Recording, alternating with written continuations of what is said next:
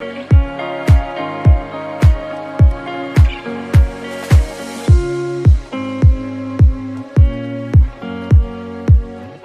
suis ravie que ce débat ait lieu ce soir.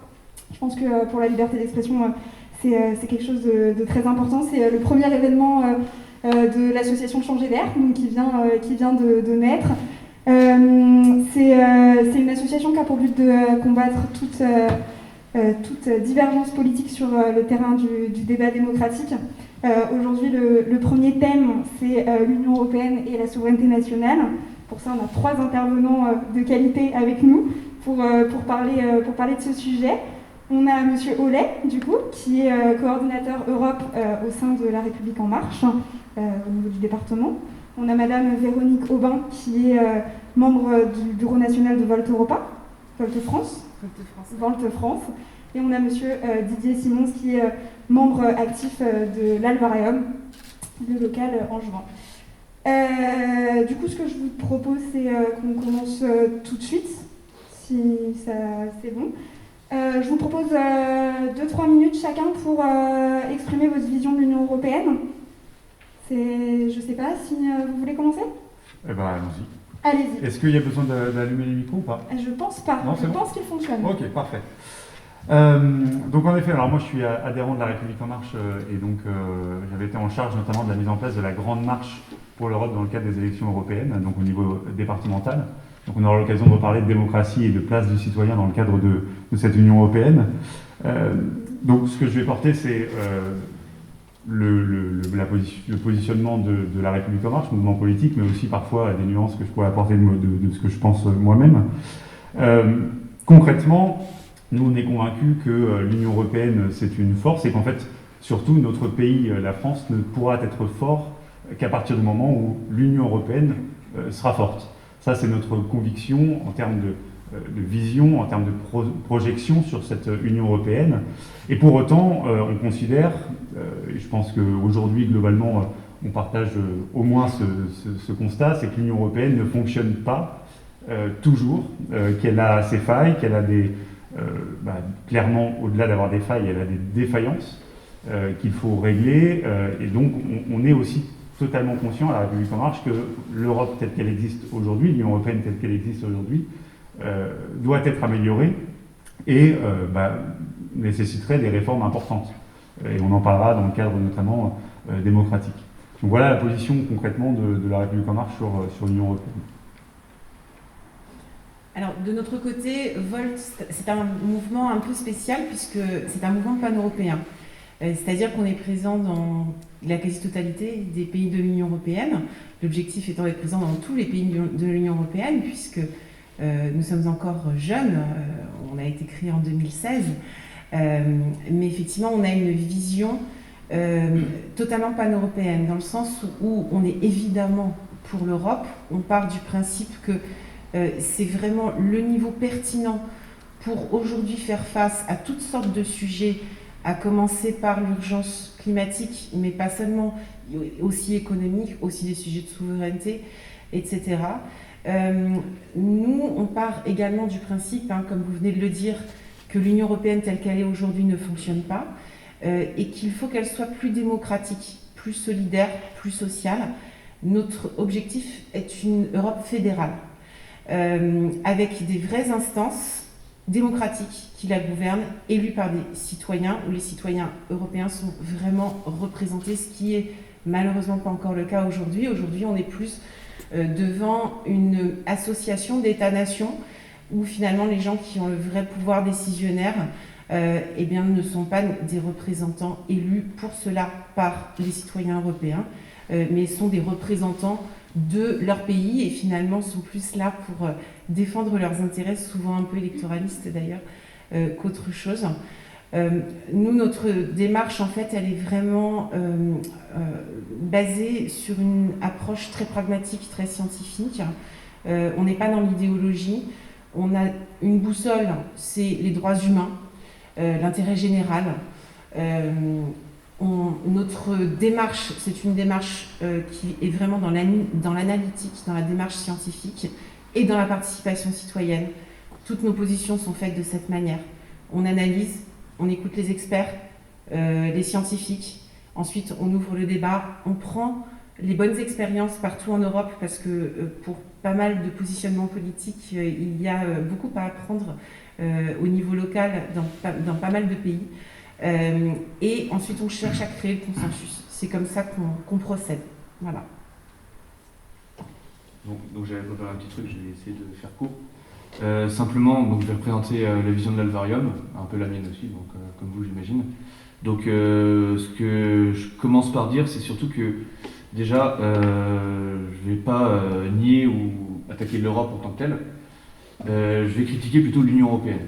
Donc confondre l'Europe et l'Union européenne serait comme confondre la France avec la 5e République, l'éducation nationale avec l'école avec l'éducation nationale. Donc je ne suis pas, au vrai sens du terme, anti-européen ou eurosceptique, mais je suis sceptique face à l'Union européenne de manière globale. Deuxième chose que je voulais dire, c'est aussi que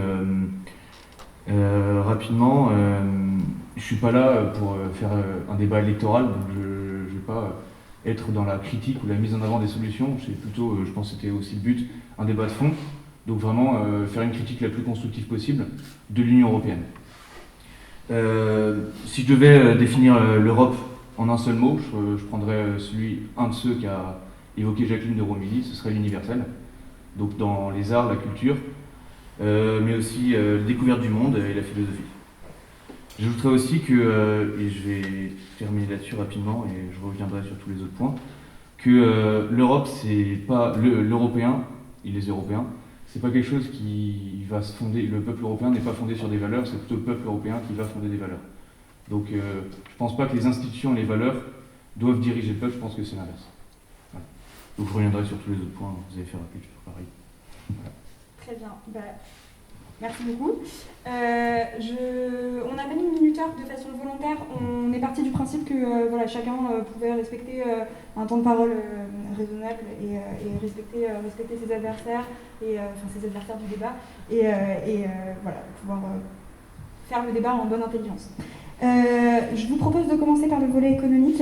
Je vous propose une question, et puis après vous rebondissez dessus, et puis je vous laisse débattre après une petite demi-heure dessus. 3 volets, il y aura un volet économique, un volet sur la transition écologique, sur les enjeux environnementaux de l'Union européenne, et un dernier volet sur la démocratie et l'identité. Je vous propose le volet économique dans un premier temps. Je pense que c'était évidemment impossible de parler du volet économique sans évoquer le plan de relance européen qui a été décidé suite à la crise sanitaire qu'on connaît actuellement et à la crise économique qui s'ensuit. Le plan de relance européen, notamment pour la France, c'est 40 milliards tirés de subventions. De subventions tirées d'une dette inédite et commune aux États membres de l'Union européenne. Cette dette-là, je pense qu'il y a une inquiétude de la part de tout le monde qui va la payer. Est-ce qu'il faut l'annuler ? Quel est votre sentiment par rapport à cette dette ? Je ne sais pas, qui veut commencer par répondre ? Par rapport... Allez-y. Déjà, je pense que ce qu'il faut quand même dire, parce qu'on est tous les trois, si on a un point commun tous les trois, c'est notre niveau de critique par rapport à l'Union européenne telle qu'elle est aujourd'hui. Donc on va quand même être un peu équilibré, je pense, et être d'accord sur le fait que là, la réponse économique à cette crise sanitaire a été quand même une avancée assez incroyable et sans précédent par rapport à toutes ces années de piétinement sans fin de l'Union européenne. Tout d'un coup, on met en place quelque chose qui ressemble fort à un système qu'on réclamait depuis très longtemps, c'est les eurobonds en fait. C'est-à-dire, en gros, l'Union européenne en tant que telle s'endette au nom de tous ses membres pour effectivement faire face à une crise économique et mettre en place un plan de relance. Donc il faut quand même dire les choses positives parce qu'il y en a, et ça c'est une chose qui est extrêmement positive. Par contre, la suite, effectivement, je la trouve très représentative de ce que sont les défauts aujourd'hui de l'Union européenne. C'est-à-dire que, sur quoi ça achoppe actuellement le plan de relance ? Sur le fait de conditionner les aides au respect de l'état de droit. Un principe qui devrait logiquement mettre tout le monde d'accord. N'importe quel membre de l'Union européenne est censé être d'accord avec l'état de droit. C'est même hallucinant qu'on puisse imaginer avoir ne serait-ce que le début d'un débat là-dessus. Comment on peut être membre de l'Union européenne sans être pour l'état de droit et considérer qu'on peut conditionner effectivement des aides à l'état de droit. Le Parlement européen n'a absolument aucun débat là-dessus. Évidemment, cela devrait être conditionné à l'état de droit. Où est-ce que ça coince? Au niveau du Conseil. Et là, on en revient toujours à ce problème de prise de décision au niveau de l'Union européenne. Il suffit qu'il y ait un pays, deux pays, qui rejettent une disposition pour que, sur plein de décisions, et notamment, évidemment, toutes celles qui requièrent l'unanimité, on bloque tout le fonctionnement de l'Union européenne. Ça, c'est vraiment très représentatif. Après, effectivement, la BCE a joué un rôle magnifique. Parce que là, en ce moment, on a quand même, alors je vais faire ma féministe de base, mais on a quand même deux femmes qui sont assez extraordinaires à la tête de l'Union européenne, entre Ursula von der Leyen à la Commission et Christine Lagarde à la BCE. Elles ont toutes les deux fait des avancées qui sont assez notables.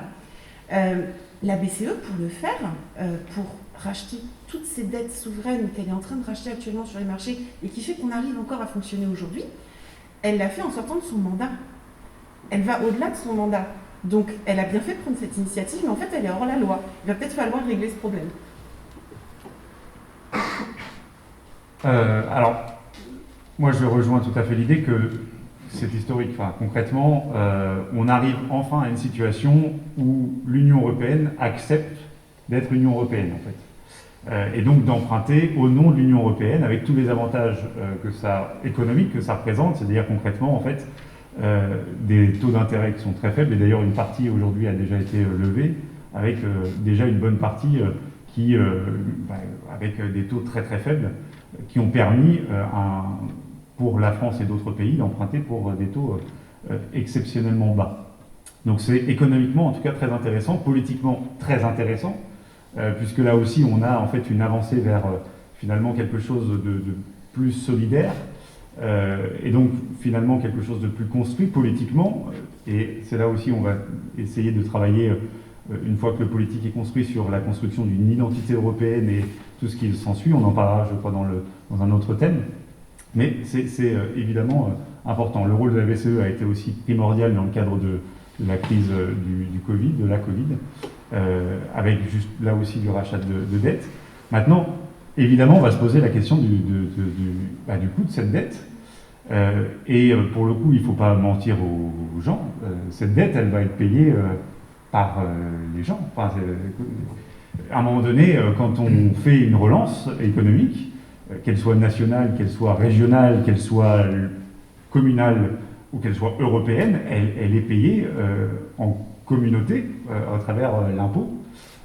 Ou si elle n'est pas payée à travers l'impôt, à travers des baisses de dépenses publiques, et donc forcément aussi, à un moment donné, un impact sur la vie des gens. Ici, l'objectif, c'est quand même de relancer pour que ensuite on soit en capacité de pouvoir payer une partie de cette relance, parce qu'on a vu que là où en 2008, finalement, alors pas rien, mais on n'a pas fait grand-chose en tout cas pour relancer, et en l'occurrence on a plutôt fait de la rigueur, il s'est passé le contraire, c'est-à-dire que l'économie n'est pas repartie, et donc finalement des petits plans de relance qu'on avait initiés, alors c'était quand même 20 milliards en France, mais en Europe il n'y avait pas eu à ce moment-là de plan de relance en tant que tel, finalement ils ont eu un coût sans qu'il y ait de véritable impact sur la vie des gens, et donc sur la capacité de ces gens-là à rembourser ensuite cette dette. Va se poser quand même la question à un moment donné de la soutenabilité de la dette, alors française ou européenne, mais dans tous les cas, la question de la soutenabilité est une question économique qui se pose déjà à notre pays avant de se poser à l'Union européenne. Donc sur ce point-là, on pourra en discuter, je laisse peut-être la parole, mais en fait, le plan de relance en tant que tel, on pourra en discuter sur le fond, sur comment, ce qui est relancé, comment on le relance, ça on pourra en discuter, mais sur la forme, le fait que ce soit l'Union européenne qui prenne sa part finalement avec des eurobonds, c'est historique. Alors je vous rejoins tout à fait sur le fait qu'on a une avancée dans l'efficacité de l'Union européenne vis-à-vis de cette crise, et aussi sur le fait que les Français vont devoir finir par rembourser, que ce soit par des taxes ou une politique d'austérité, peu importe. Moi, je voudrais simplement dire que je pense qu'une solution qui ne fonctionne pas n'est pas une solution. Et par solution, j'entends Union européenne de manière globale. Autrement dit, effectivement, on a vu, vous le disiez très bien, ça ne fonctionnait pas. On essaye de mettre plus de pouvoir dans l'Union européenne pour que ça fonctionne. De fait, je pense que la solution n'a pas porté ses fruits, justement, la solution Union européenne. Et je pense qu'il faut revenir vraiment à une souveraineté nationale. On reviendra, je pense, sur le pouvoir économique, sur tout ça et sur la démocratie. Mais concrètement, si on veut que les nations soient souveraines et puissantes, l'Union européenne n'a pas été la solution.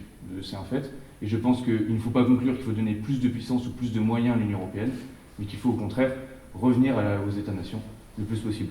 Il y a un exemple assez simple, celui de la France, parce qu'il nous concerne le plus. Alors, au-delà de toutes les politiques, je pense que vous serez d'accord avec moi sur le fait que les Français ont beaucoup plus subi qu'ils n'ont gagné pour le moment. Donc les solutions, ça aurait été quand même de... On n'est pas d'accord là. Non. Là, on le dit. Ok, d'accord, mais je reviens sur mon exemple, parce que je pense pas qu'on parle de la même chose. Si on prend la France et sa souveraineté, la France qui était avant quand même la capitale de la mode et de la gastronomie, a complètement subi le fameux soft power européen, et sa puissance souveraine a complètement baissé. D'un point de vue du soft power, la puissance française a quand même beaucoup diminué, puisqu'on mesure souvent l'efficacité de la puissance économique européenne au soft power, je fais un petit parallèle, et si on mesure l'efficacité de la soft power française, elle est quasi nulle aujourd'hui. Dans la rue, vous croisez beaucoup plus de McDo et de kebab pour ce qui est de la gastronomie, de baskets plutôt que de chaussures françaises. Les téléphones sont plutôt chinois ou américains. Dans tous les cas, la France a quand même beaucoup perdu. Je pense que les pays ont perdu de manière... peut-être que la nation Europe, enfin c'est pas une nation, mais dans la globalité, on a peut-être gagné du PIB, on a peut-être gagné de la puissance, mais d'un point de vue de la souveraineté de la nation, on a perdu, c'est un fait. Alors, oui, allez-y. Je suis pas du tout d'accord. Et je pense que du coup l'exemple est plutôt... votre exemple est très bon. Les téléphones viennent de Corée, viennent des États-Unis. Nos vêtements viennent de Chine. Nos médicaments viennent de Chine. On s'en est rendu compte. Je ne le savais pas, mais on l'a appris. Nos voitures viennent encore d'Europe. Nos produits luxe viennent encore d'Europe, de France en l'occurrence. La gastronomie vient encore quand même de France, parce que mine de rien, alors il y a des McDo, on a des chaînes internationales, mais concrètement même... fast-food de manière globale. Oui, voilà, fast-food. Mais c'est justement la raison pour laquelle, à mon avis, il faut une Europe beaucoup plus forte, parce que justement la France ne réussira pas toute seule à être face à ces Coréens, face aux Américains, et que une puissance industrielle, ça ne se construit pas dans un pays comme le nôtre, en tout cas.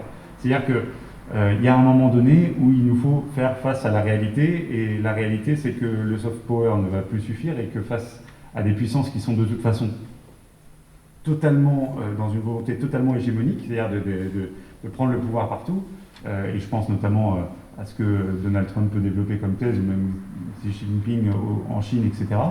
Il nous faut construire quelque chose de véritablement solide en Europe.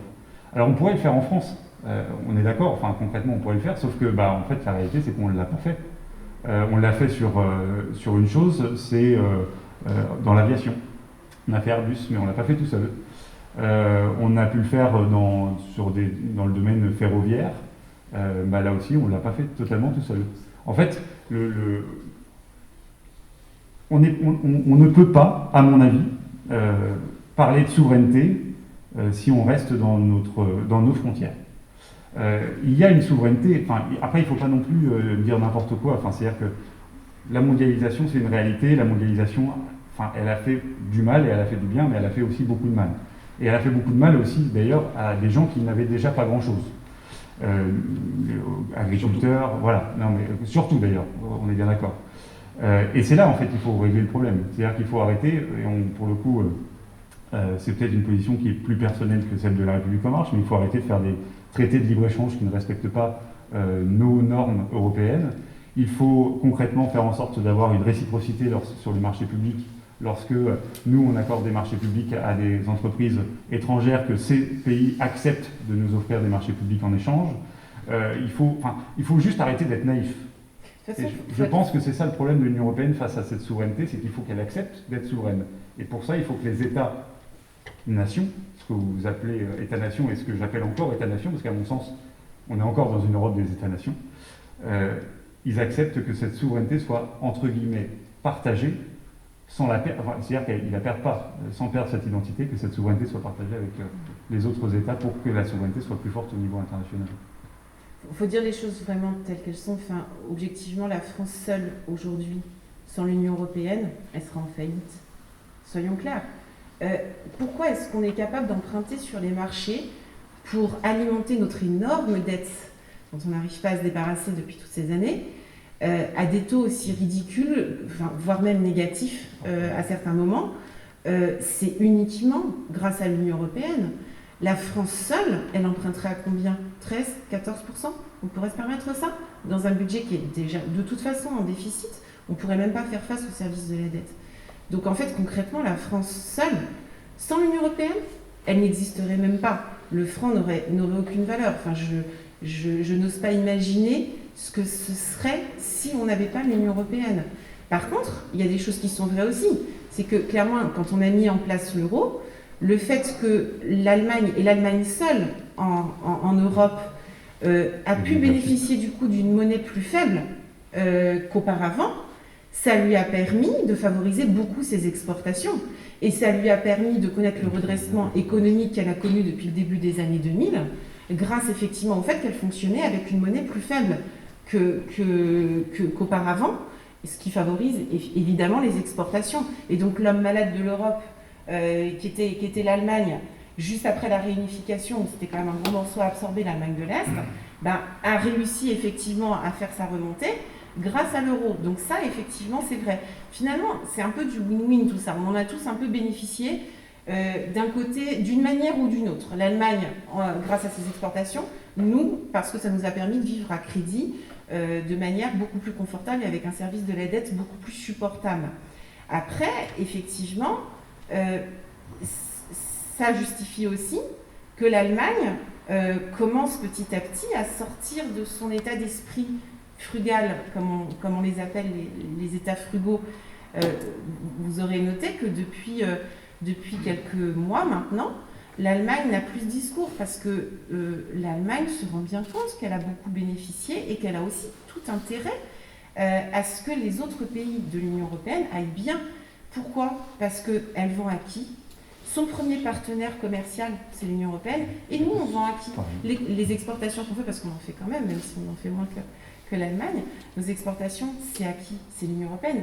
Le premier partenaire commercial de tous les pays de l'Union européenne sont les autres pays de l'Union européenne. On a besoin les uns des autres. Par contre, effectivement, réfléchir, et ça c'est clairement une voie dans laquelle j'aimerais beaucoup que les discussions s'engagent au niveau européen. Nous, on s'impose des normes quand on produit effectivement des produits et des services, des normes en termes de respect de l'environnement, en termes de biodiversité, en termes de respect de critères sociaux, de salaire minimum, de sécurité sociale, qui fait que du coup, oui, produire quelque chose chez nous coûte plus cher parce que effectivement, les personnes qui créent ces produits ont une sécurité sociale, ont une retraite, etc., etc. Donc, c'est pas normal que finalement on se retrouve avec des produits qui sont nécessairement plus chers parce qu'on a des normes élevées, mais que par ailleurs on laisse entrer des produits qui sont produits n'importe comment, avec autant de pesticides qu'on en veut, à polluer d'ailleurs notre planète commune, hein, qui est la même. Hein, malheureusement, on n'a pas le choix, hein, on partage la même planète que ces pays-là, donc ça nous impacte nous aussi, avec du travail fait par des enfants, du quasi-esclavagisme dans certains pays. Donc les laisser rentrer sans normes douanières plus élevées, ça effectivement c'est pas normal. Et effectivement j'aimerais beaucoup qu'il y ait une réflexion au niveau européen sur un système douanier pour rééquilibrer un peu le jeu entre les produits fabriqués en Europe selon des standards environnementaux, sociaux et gouvernementaux élevés et les produits qui ne sont pas produits de cette manière. Et peut-être qu'effectivement, on redécouvrirait qu'on peut après tout aussi s'habiller français, on peut aussi, peut-être, arriverons-nous un jour, c'est pas le cas, à produire des smartphones en Europe.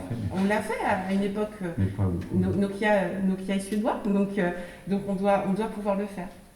Alors, je reviens juste sur un point, et c'est ce que je disais au début, je vais préciser encore ça, je ne nie pas du tout les accords commerciaux qu'on peut avoir avec les autres pays de l'Europe, et justement, au contraire, on en a besoin, ça je suis entièrement d'accord là-dessus, je pense qu'on l'est tous, on a besoin des autres pays de l'Europe. Mais les accords commerciaux n'incluent pas nécessairement justement des institutions supranationales qui vont avoir un pouvoir décisionnel. Ok ? C'est ça que je veux dire. Okay ? Oui, en fait, donc en fait, vous me donnez l'exemple d'Airbus et... pour Airbus et puis après Alstom qui a été... Voilà. Donc l'idée, on n'a pas besoin justement d'avoir une institution européenne où du coup c'est une Europe fédérale. Absolument. Une Europe fédérale que vous défendez pour avoir des accords tels que ceux-là. Donc justement, ce que je défends, c'est tout à fait... Évidemment, c'est pas du tout un repli sur soi, l'espèce de monstre nationalisme qui se replie sur soi et qui regarde mal les autres. C'est simplement justement l'idée qu'il n'y a pas besoin d'institutions pour pouvoir faire des accords avec les autres pays. Bah, du coup, en fait, c'est ce qui se passe aujourd'hui, c'est-à-dire qu'on n'a pas d'institutions. En fait, on a quelques petites institutions, mais en réalité, qui décide aujourd'hui dans l'Union européenne, et on le voit d'ailleurs concrètement quand nos chefs d'État se réunissent, en fait, ce sont nos chefs d'État, donc élus par le peuple français avec la souveraineté nationale et le suffrage universel. Donc en fait, ce que vous critiquez, concrètement, c'est ce qui se passe aujourd'hui, et ce que vous ne voulez pas, concrètement, c'est ce que aujourd'hui vous souhaitez aujourd'hui. Enfin, je ne veux pas que ça prenne l'ampleur que ça a tendance à prendre. Oui, et pourtant vous critiquez la situation telle que, en fait, elle est aujourd'hui, tout en disant que finalement, ça serait la situation souhaitable, qu'il n'y ait pas d'institution, parce que, en fait, quand vous dites qu'il ne faut pas d'institution au niveau européen, alors il y a des institutions, on est d'accord, le Parlement européen, on a la Commission européenne, on a. C'est vraiment de ça que je parle et de l'ampleur que ça peut prendre. C'est pas le. Mais en fait, la réalité, et je pense qu'on en parlera au niveau démocratique, c'est que la réalité, c'est que ces institutions, même le Parlement européen, ne votent pas le budget de l'Union européenne, en fait. Ce sont d'ailleurs, on l'a vu avec la négociation du plan de relance, les parlementaires européens n'ont pas du tout été conviés, alors que ce sont nos représentants, normalement. Ceux qui ont été conviés et qui ont véritablement négocié ce plan de relance, et qui d'ailleurs l'ont fait rapidement, parce que les médias nous disaient que c'était pas rapide, mais 4 jours pour un budget, c'est pas beaucoup. Mais concrètement, ce sont nos chefs d'État. Et nos chefs d'État, c'est nous qui les avons élus. Oui, tout à fait. C'est pour ça que je dis que ce n'est pas un besoin primordial, et les exemples que vous me donniez le confirment de fait. Et là, on est sur un sujet économique. Donc déjà, sur la question du besoin, déjà, rien que la simple problématique monétaire, juste monétaire, service de la dette, taux, rien que pour cette raison, on a besoin d'une organisation au niveau européen. Parce que sinon, on fonctionne en francs à 15% de service de la dette. On ne sait pas faire. Aucun pays ne sait faire. L'idée, justement, c'est pas d'avoir c'est pas ne pas avoir d'accord, c'est pas avoir d'institutions qui ont un pouvoir décisionnel. C'est ce que je défends. Ah ben si vous voulez, si vous avez besoin je vous dis pas que là, on est dans un... Il faut bien une institution, il faut bien une banque centrale européenne. Une institution qui a un pouvoir décisionnel sur les pays. Est-ce que là, vous avez l'impression qu'il y a des institutions qui sont... Elles sont très peu présentes pour le moment, mais elles tendent à l'être de plus en plus de fait. Oui, c'est ce que mais finalement, aujourd'hui, parce que vous aviez l'air de dire que du coup, l'Union européenne nous avait fait perdre... à nous, Français... En fait, c'était une solution qu'on envisageait et on marchait dans ce sens-là, et en fait, ça n'a pas résolu le problème. Il faut dire qu'on marchait dans ce sens-là.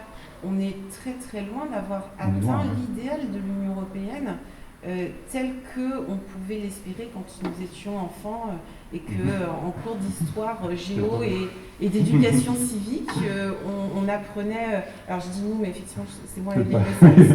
Ok, donc j'étais enfant dans les années 80, j'assume. Mais effectivement, à l'époque, il y avait vraiment cet idéal européen et c'est vers ça qu'on tendait. Mais soyons honnêtes, depuis 20 ans, l'Union européenne, elle a beaucoup piétiné. On est beaucoup resté à un niveau marché unique. Donc effectivement, sur le monétaire, sur l'économique, en définitive, ça nous a plutôt apporté des bonnes choses.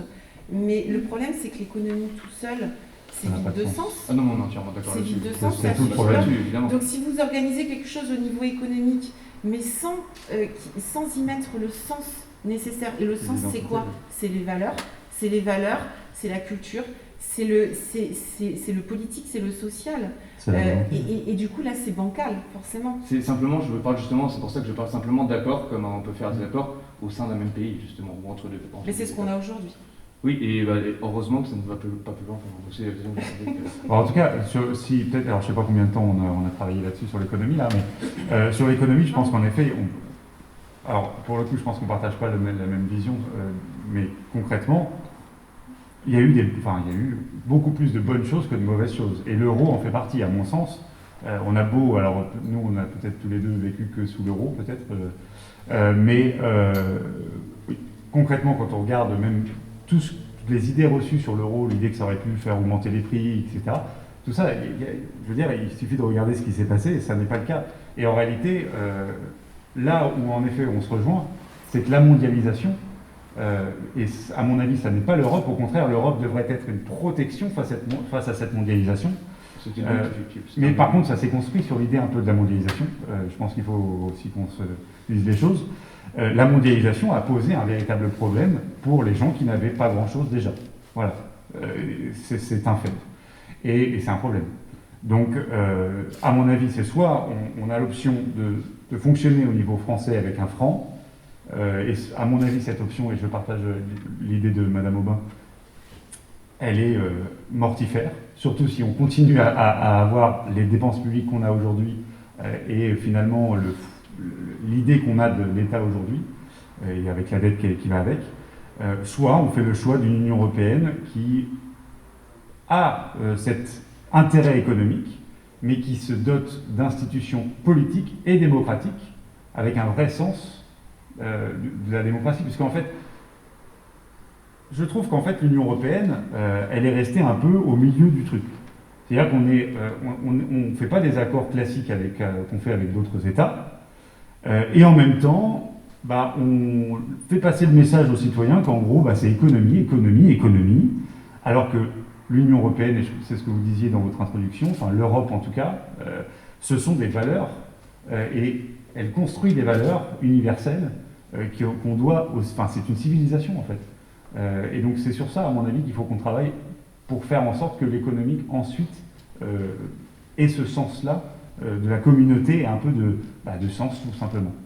Après, effectivement, il y a eu une vision libre-échangiste qui a prévalu au détriment de la protection de certaines normes, de la protection tout simplement de notre économie. Je crois qu'on est tous collectivement, tous les pays, en train de le réaliser actuellement. Et ça peut, j'espère, permettre de créer un consensus pour mettre en place les protections nécessaires. Ouais. Oui, effectivement, ça a été quand même globalement positif, mais ça n'était pas le cas pour tout le monde. Il faut restaurer ces inégalités qui ont été favorisées par cet aspect libre-échangiste. C'est vrai, voilà. Enfin, de toute façon, on va en parler sur la transition écologique, mais quand on parle maintenant au niveau européen d'un pacte vert de l'Europe, quand on parle presque d'un salaire minimum adapté à chaque pays, ce sont des choses qui quand même commencent à émerger, et en l'occurrence, à mon sens, aussi sous l'impulsion du président de la République français, Emmanuel Macron, qui quand même défend ce genre de propositions.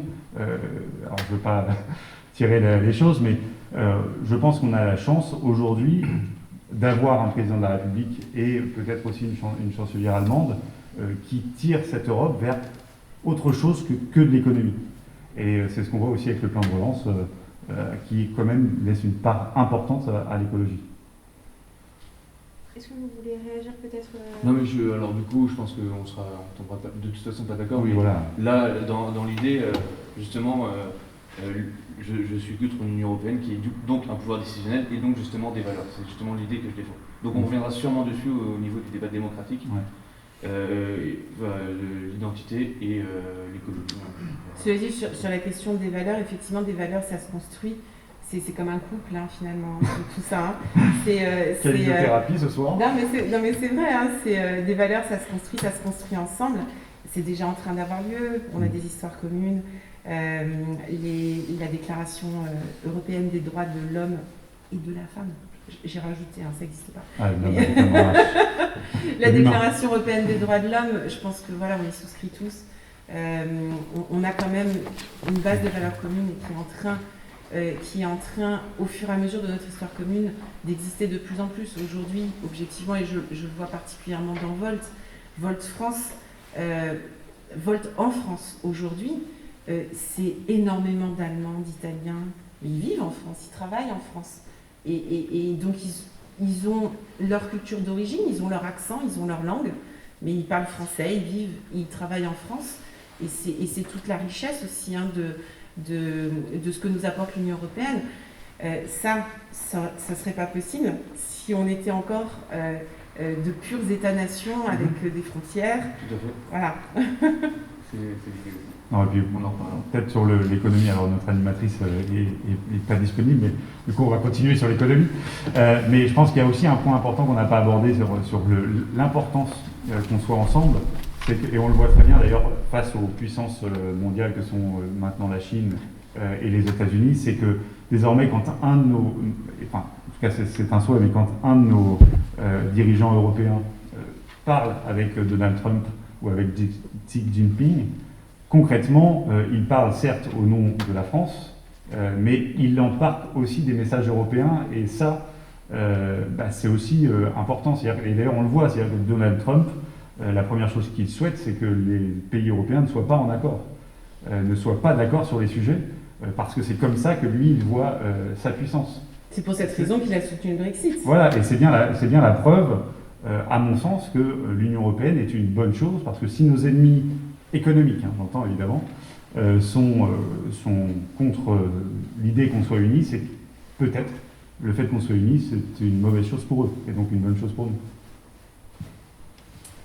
Je ne sais pas, est-ce que vous pensez avoir terminé sur ce volet-là? Est-ce qu'on peut faire la transition sur les enjeux environnementaux? Je pense que vous en avez parlé, je vais rebondir dessus évidemment, sur le New Deal dans le pacte vert, voilà.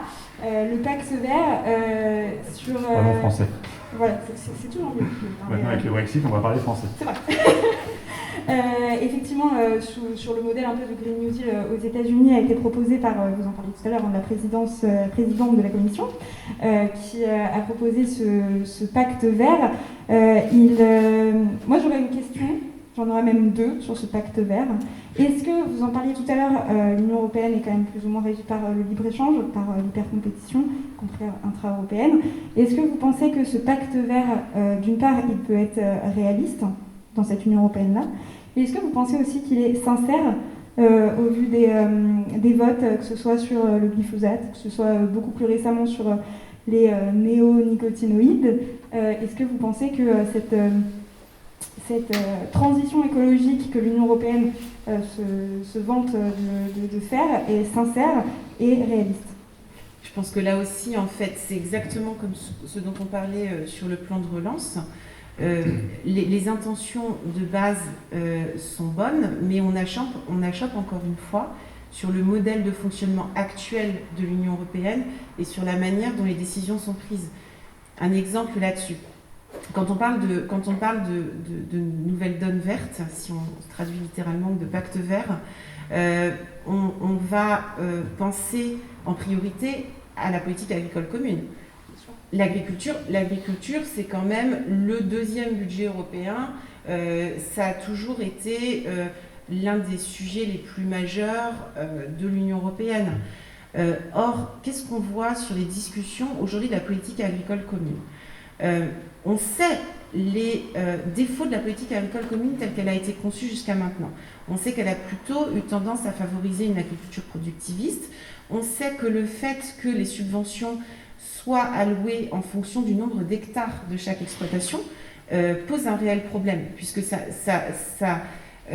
favorise une agriculture intensive, productiviste et monoculture.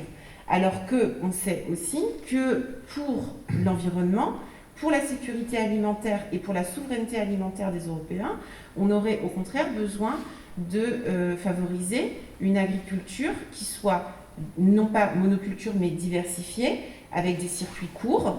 Et il y a ce fameux principe de l'assiette à la table, de la ferme à la table, de la ferme à l'assiette, voilà, c'est ça. De la ferme à la fourchette. Oui, j'essayais de traduire le truc là, mais de la ferme à la fourchette, c'est ça. De la ferme à la fourchette, qui de base effectivement est un bon principe. Mais le problème, c'est que parce que on ne discute pas au bon échelon, on le discute en fait, et c'est le problème du Conseil européen, c'est le même que ce que j'indiquais tout à l'heure, on le discute entre des gouvernements. Des gouvernements, ils sont là pour défendre les intérêts de leur pays. Le problème, en fait, c'est qu'il faut penser à l'échelle européenne. L'échelle européenne, ça veut dire l'intérêt des citoyens européens. Donc, forcément, au niveau du Conseil européen, ils vont surtout se demander, ok, moi, quelle est ma culture principale, donc quel est mon intérêt pour que je récupère le plus d'argent?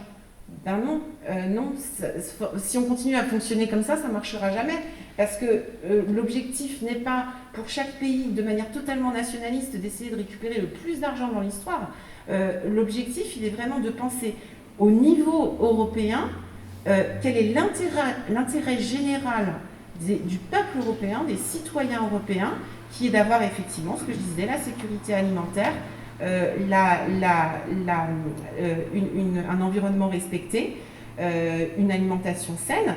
Alors, je ne vais pas non plus pleurer. Objectivement, on vit dans un pays, ça fait des années qu'on a à chaque fois le prix de l'agriculture la plus saine du monde. Et effectivement, on est plutôt chanceux et on a plutôt des normes qui sont, même pour l'agriculture non biologique, qui font qu'on a plutôt une alimentation saine. Mais on peut aller plus loin et on doit aller plus loin dans l'intérêt de l'environnement et de la biodiversité. Et là encore, ce qui achoppe, c'est ce modèle de fonctionnement où les gens qui discutent, ils discutent en ayant en tête leur pays de manière nationaliste et non pas l'intérêt général au niveau européen.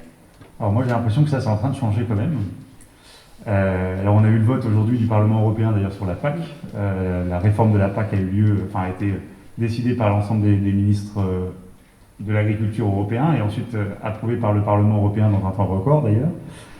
Et cette PAC, au contraire, cette politique agricole commune, elle laisse beaucoup de place désormais à l'environnement. C'est-à-dire que tout ce qui avant était conditionné pour alors, dans l'ancienne PAC, on avait donc le premier pilier avec la possibilité de concrètement donner de l'argent aux agriculteurs en fonction des hectares qu'ils avaient. Et on avait en plus ce qu'on appelait le paiement vert pour les agricultures plus biologiques, pas forcément biologiques, mais qui respectaient notamment 3 critères. C'était le maintien des prairies permanentes et l'idée que par exemple on soit obligé de mettre autre chose, différentes cultures sur un même terrain d'année en année, bref, il y avait différents critères. Et ces critères, désormais, c'est des critères généraux. C'est-à-dire que c'est des critères qui sont des critères importants en matière environnementale, notamment pour faire en sorte que les sols se régénèrent, etc. Alors, je ne suis pas agriculteur, sincèrement. Je vous parle de choses dont on m'a parlé, mon grand-père est agriculteur, donc il me parle de trucs que des fois je ne comprends rien. Mais concrètement, c'est ça, c'est l'idée qu'on fasse des cultures différentes sur les sols. Et ce genre de choses, maintenant, ça va être des conditions d'octroi des aides de la PAC. Avec aussi 2% de cette PAC qui devra être attribuée aux jeunes exploitants, donc c'est quand même une chose aussi importante, parce qu'on parle des agriculteurs qui malheureusement sont nombreux à se suicider face à aux conditions notamment de rémunération de leur activité. Et donc concrètement, il y a quand même des choses qui sont faites. Il y avait aussi l'idée qu'on rémunère plus les petites exploitations, parce qu'en fait sur l'ancienne PAC, on était beaucoup plus sur la rémunération des grosses exploitations, donc en fait de ceux qui n'avaient pas besoin particulièrement de la PAC.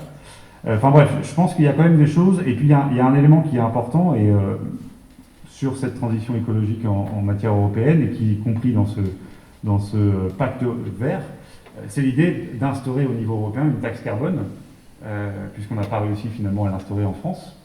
Et parce que, c'est pas tant qu'on n'a pas réussi, c'est que concrètement, c'est pas le bon échelon, encore une fois. L'idée, ça serait que ça soit une taxe internationale, mais déjà au niveau européen, avoir une taxe carbone qui puisse en gros garantir que les produits qui viennent de loin, qui concrètement ont une empreinte carbone importante, puissent payer une taxe à l'entrée du marché européen, et que concrètement ces produits-là soient rendus plus chers que des produits fabriqués sur notre sol global. Donc il y a quand même des choses au niveau européen qui se font. Je suis pas d'accord sur l'idée que quand Emmanuel Macron, quand Angela Merkel, quand les différents chefs d'État européens vont en Conseil européen, je suis plutôt rassuré qu'ils défendent certes des valeurs, mais sur notre pays. Ils ont été élus pour ça. Le problème, c'est pas tant ça. Le problème, c'est pas tant qu'ils défendent, parce que c'est à mon avis, c'est leur rôle. Heureusement qu'ils le font. Le problème, c'est que justement, il n'y a aucune instance qui permette qu'on réfléchisse intérêt général avant de réfléchir intérêt des nations. Bien qu'il y a un moment donné, et c'est aussi un cheminement démocratique que, à mon avis, les citoyens n'ont pas encore fait, et à mon avis, il ne faut pas leur imposer ce genre de choses. Donc une Europe fédérale aujourd'hui, même si ça peut être un idéal que je pourrais partager, il y aura quelques étapes intermédiaires. Il va falloir faire des étapes, et surtout que ces étapes, elles soient construites avec les gens, quoi. Qu'on leur impose pas des trucs. Parce que sinon, sincèrement, moi, si j'avais un président de la République élu au suffrage universel en France qui ne défendait pas mon pays, ça me gênerait, quoi. Ça me gênerait un peu. Donc, je pense que sur le fond, on est d'accord, en fait, hein, mais voilà, après, c'est une nuance importante. Dans la nouvelle PAC, justement, qui est passée au Parlement européen, il y a quand même des choses très gênantes. Par exemple, l'essentiel des subventions continue à être calculé à l'hectare. Oui. Ça, c'est un vrai problème. Et il y a autre chose qui, moi, personnellement, m'inquiète pas mal dans cette nouvelle politique agricole commune. C'est le fait que beaucoup d'aspects qui auparavant étaient normés au niveau européen, et notamment tous les aspects qui sont liés à la protection de l'environnement et à la protection de la biodiversité, ont été rejetés, délégués en quelque sorte au niveau national. Donc ça va être en fait les gouvernements de chaque pays qui vont être amenés à décider de leur plan stratégique pour ces sujets-là. J'espère, pour le moment c'est pas encore très clair, on est au milieu du guet. J'espère que l'Union européenne va être très très claire sur les normes que doivent respecter ces plans stratégiques nationaux. Parce que sinon, j'ai peur qu'on se retrouve à nouveau en fait dans une concurrence stérile d'un pays à l'autre. Et moi je veux faire plus de blé que toi. Et voilà, c'est pas au bénéfice des populations, ni au bénéfice de l'environnement, donc pas au bénéfice des populations. Et puis pour répondre, alors juste répondre sur les néonicotinoïdes, il y a quand même un engagement de l'Union européenne de les arrêter à un moment donné. Hein. En France, on est précurseur là-dessus. Alors il y a eu un petit recul qui est, pour moi, c'est un avis pour le coup est personnel et déplorable, mais il ne faut pas oublier quand même qu'en France, nous sommes à l'avant-garde sur ce genre de sujet. Et qu'on défend au niveau européen, et je pense que, vous avez été témoin de ça, que si on n'avait rien fait, ces pesticides auraient été autorisés pour une durée bien plus longue au niveau européen. Et donc il y a quand même des choses qui ont avancé, même si, pour le coup, et là c'est important que les citoyens restent mobilisés sur ça, quand je parle de citoyens au-delà des partis politiques, qu'on ait des associations Greenpeace, etc., qui soient en permanence sur le guet sur ça, c'est hyper important, pour que nous, gouvernements, prennent en considération ces choses-là. Alors, du coup, pour le principe donc c'est la ferme à la fourchette, donc des circuits courts, je suis complètement d'accord, je pense qu'on partage tous le même avis là-dessus. Et en revanche, là où je rejoins une seule personne, c'est sur le fait que c'est tout à fait normal, c'est heureusement que les chefs d'État défendent les intérêts de leur pays, comme les citoyens, quand ils vont voter, même à l'échelle européenne, ils vont défendre leurs intérêts et les intérêts de leur pays. Pour l'écologie, je pense qu'il serait plus juste de parler de bien commun que d'intérêt général, justement, parce que l'intérêt général cherche justement à mettre en avant ce dont on a besoin, et le bien commun cherche à mettre en avant le bien. Et donc justement, je pense que qu'on soit dans une Europe avec des chefs d'État qui ont complète souveraineté, ou qu'on soit dans une Europe où le peuple vote, on aura toujours ce problème de défendre son intérêt. Donc là, pour moi, la vraie solution, c'est vraiment le principe de ce qu'on appelle le principe de subsidiarité. Donc déléguer à l'échelon inférieur tout ce qu'il peut faire, et tant que l'échelon inférieur peut encore le faire, on ne demande pas à l'échelon supérieur de le faire. Donc je pense que mais je pense qu'on se rejoint assez là-dessus sur le point d'avant. Je pense que c'est pas l'Europe qui doit diriger tout ça, mais c'est bien les pays qui vont donner leurs intérêts. Et pour l'histoire des néonicotinoïdes, voilà, je l'ai dit, pour cette histoire-là, effectivement, de fait, que l'on soit d'accord ou pas, c'était vraiment un problème qui était local. Et c'est la France qui a décidé. Qu'on soit d'accord ou pas, effectivement, c'était une décision qui devait être locale. De toute façon, sur les néonicotinoïdes, là, de toute manière, on allait se heurter encore une fois à un problème lié à la mondialisation. Quelles étaient les plantations qui étaient atteintes par cette maladie, qu'on ne sait aujourd'hui malheureusement régler qu'avec les néonicotinoïdes? C'était les betteraves. Les betteraves, c'est pour produire le sucre. Donc concrètement, si on dit non, on ne remet pas les néonicotinoïdes pour la production des betteraves, qu'est-ce qui va se passer? Est-ce que les Français vont arrêter de consommer du sucre? Je ne crois pas. Donc en fait, qu'est-ce qui se passerait? On n'aurait plus de production de betteraves sucrières, mais on continuerait à consommer du sucre qu'on irait acheter dans des pays beaucoup plus éloignés, avec l'impact écologique du transport, et qu'on irait acheter dans des pays surtout où les betteraves en question sont produites avec sans doute encore plus de produits nocifs que si les dites betteraves sont produites en France. Par contre, clairement, on est tous d'accord sur le fait que les néonicotinoïdes posent un réel problème en matière de diversité. Et donc c'est là que je pense que l'accent doit être mis, et on parle des néonicotinoïdes, mais c'est vrai sur plein d'autres sujets, l'accent, il doit impérativement être mis sur la recherche. Et là encore, je pense que le niveau pertinent, c'est le niveau européen. Parce que on doit être en mesure, et j'aimerais beaucoup qu'il existe une politique de la recherche, ça n'existe pas encore aujourd'hui, mais je pense que c'est quelque chose qu'on doit pouvoir construire, une politique de la recherche au niveau européen. C'est stratégique dans notre lutte contre le réchauffement climatique, c'est stratégique dans notre lutte, notamment pour nous débarrasser de produits tels que les néonicotinoïdes. Le fait qu'aujourd'hui on n'ait pas d'alternative veut dire que, on n'a peut-être pas suffisamment financé et la recherche et mis le paquet, les efforts sur la recherche d'alternatives. Ça veut dire quoi? Ça veut dire qu'en fait, au niveau européen, on devrait avoir un plan stratégique de la recherche avec des sujets prioritaires, dont notamment trouver une alternative pour les néonicotinoïdes, et que le paquet soit mis là-dessus avec des vrais crédits, avec des lieux où vraiment les chercheurs peuvent fonctionner en commun, parce que les chercheurs, eux, l'Europe, ils l'ont déjà fait, même beaucoup plus que l'Europe, même la mondialisation. La plupart des chercheurs, aujourd'hui, fonctionnent en coopération avec tel laboratoire allemand, tel laboratoire britannique, etc. L'Europe, c'est déjà une réalité pour ces gens-là.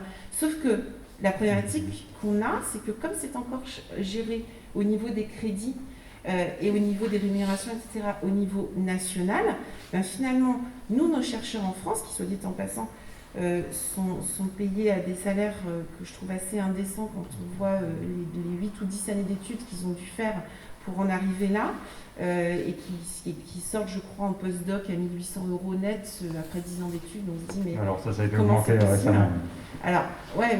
2400 maintenant. Ouais, après, voilà, Mais ça reste... oui. Après, il ne faut pas s'étonner, effectivement, d'avoir peut-être une recherche moins efficiente. Et puis surtout, le fait qu'aujourd'hui, beaucoup de chercheurs se plaignent de passer leur temps, et ça, c'est vraiment un problème, un mal français, de passer leur temps, plutôt qu'à faire leur recherche scientifique, à remplir des dossiers pour chercher des fonds.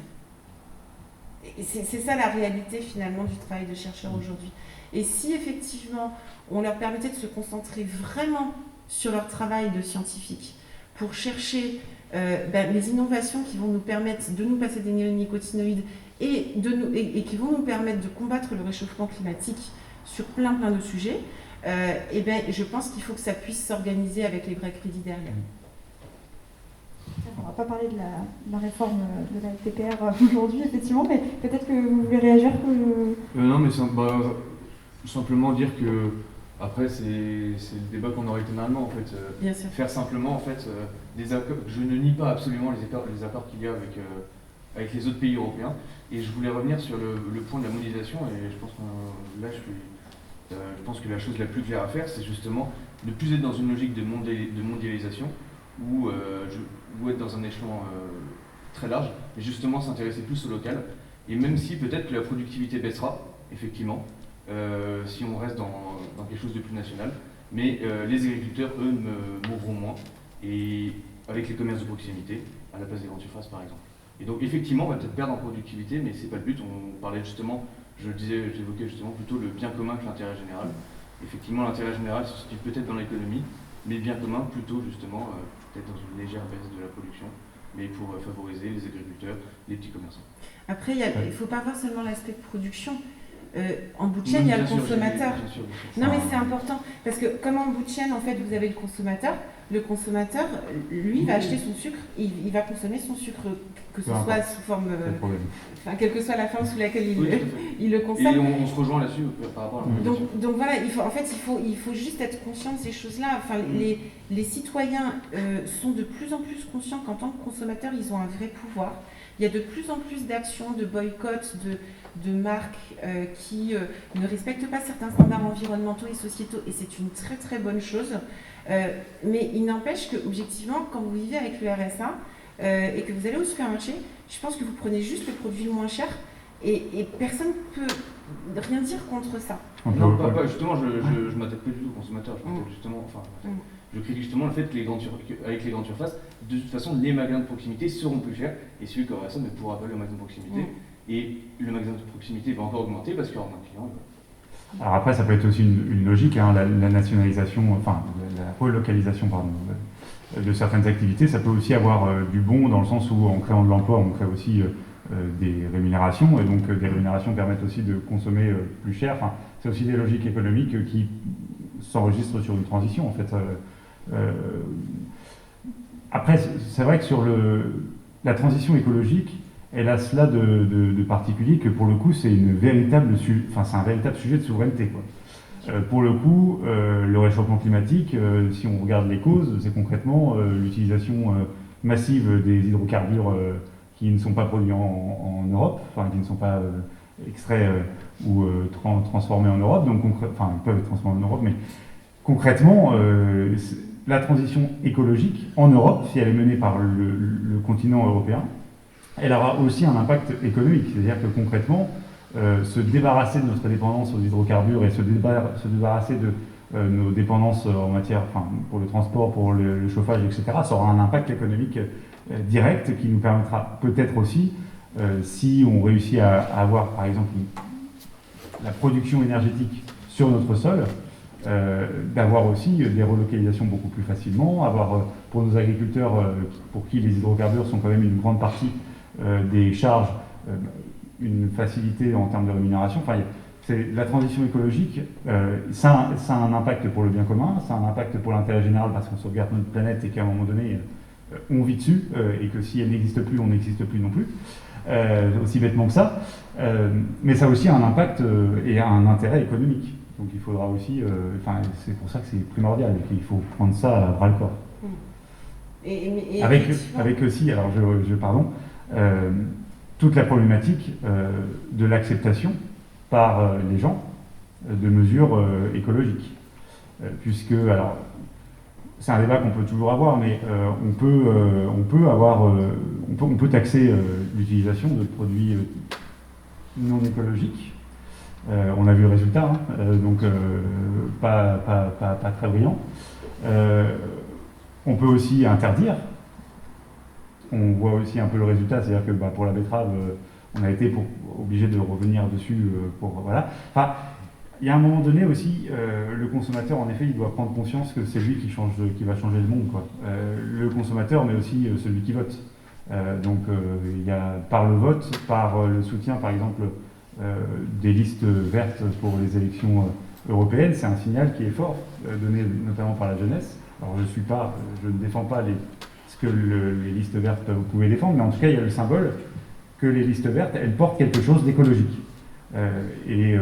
À mon avis, ça a aussi un impact sur l'ensemble des partis politiques et l'ensemble des mouvements politiques, et c'est une très bonne chose. Voilà. Et peut-être dernière chose, il y a un sujet sur lequel on n'a pas du tout, qu'on n'a pas abordé du tout, mais c'est presque, on va dire normal, mais il y a un projet intéressant au niveau européen qui se reconstruit, c'est le Trans-Europe Express, pour justement libérer un petit peu au niveau européen l'usage de l'avion pour se déplacer. Et ça aussi, c'est des sujets qui sont à mon avis très concrets, qui peuvent au niveau européen avoir un impact sur l'identité, sur la possibilité pour chacun de se sentir européen lorsque, au niveau européen, on a la possibilité d'aller très rapidement à Varsovie ou aller à Amsterdam depuis Montpellier ou Paris. Voilà, je pense que c'est... Mais justement, parce que effectivement, pour sortir un peu des questions alimentaires qui certes sont importantes, mais ne sont pas les seuls aspects, aujourd'hui, 45% de l'énergie consommée en Europe, elle est consommée pour créer de la chaleur. C'est incroyable, c'est énorme. En fait, 45% de l'énergie consommée, c'est pas pour se déplacer, c'est pas pour créer de la lumière, c'est pour créer de la chaleur. L'échelon européen, clairement, nous donne une belle opportunité de travailler là-dessus. Je sais qu'il y a des projets qui sont actuellement en discussion, on en discute beaucoup aussi au niveau de Volt, mais l'une des choses qu'on a défendues, par exemple, dans le cadre des élections municipales du début de l'année, c'est le chauffage urbain. Les réseaux de chauffage urbain, dans les villes où ils existent, ça existe dans beaucoup de villes. Moi, je vis à Paris, on a un réseau de chauffage urbain. Ça permet de se chauffer, en général, sur la base de l'incinération de déchets. Donc, on réutilise des déchets que de toute façon on aurait incinérés pour réinjecter la chaleur dans le réseau.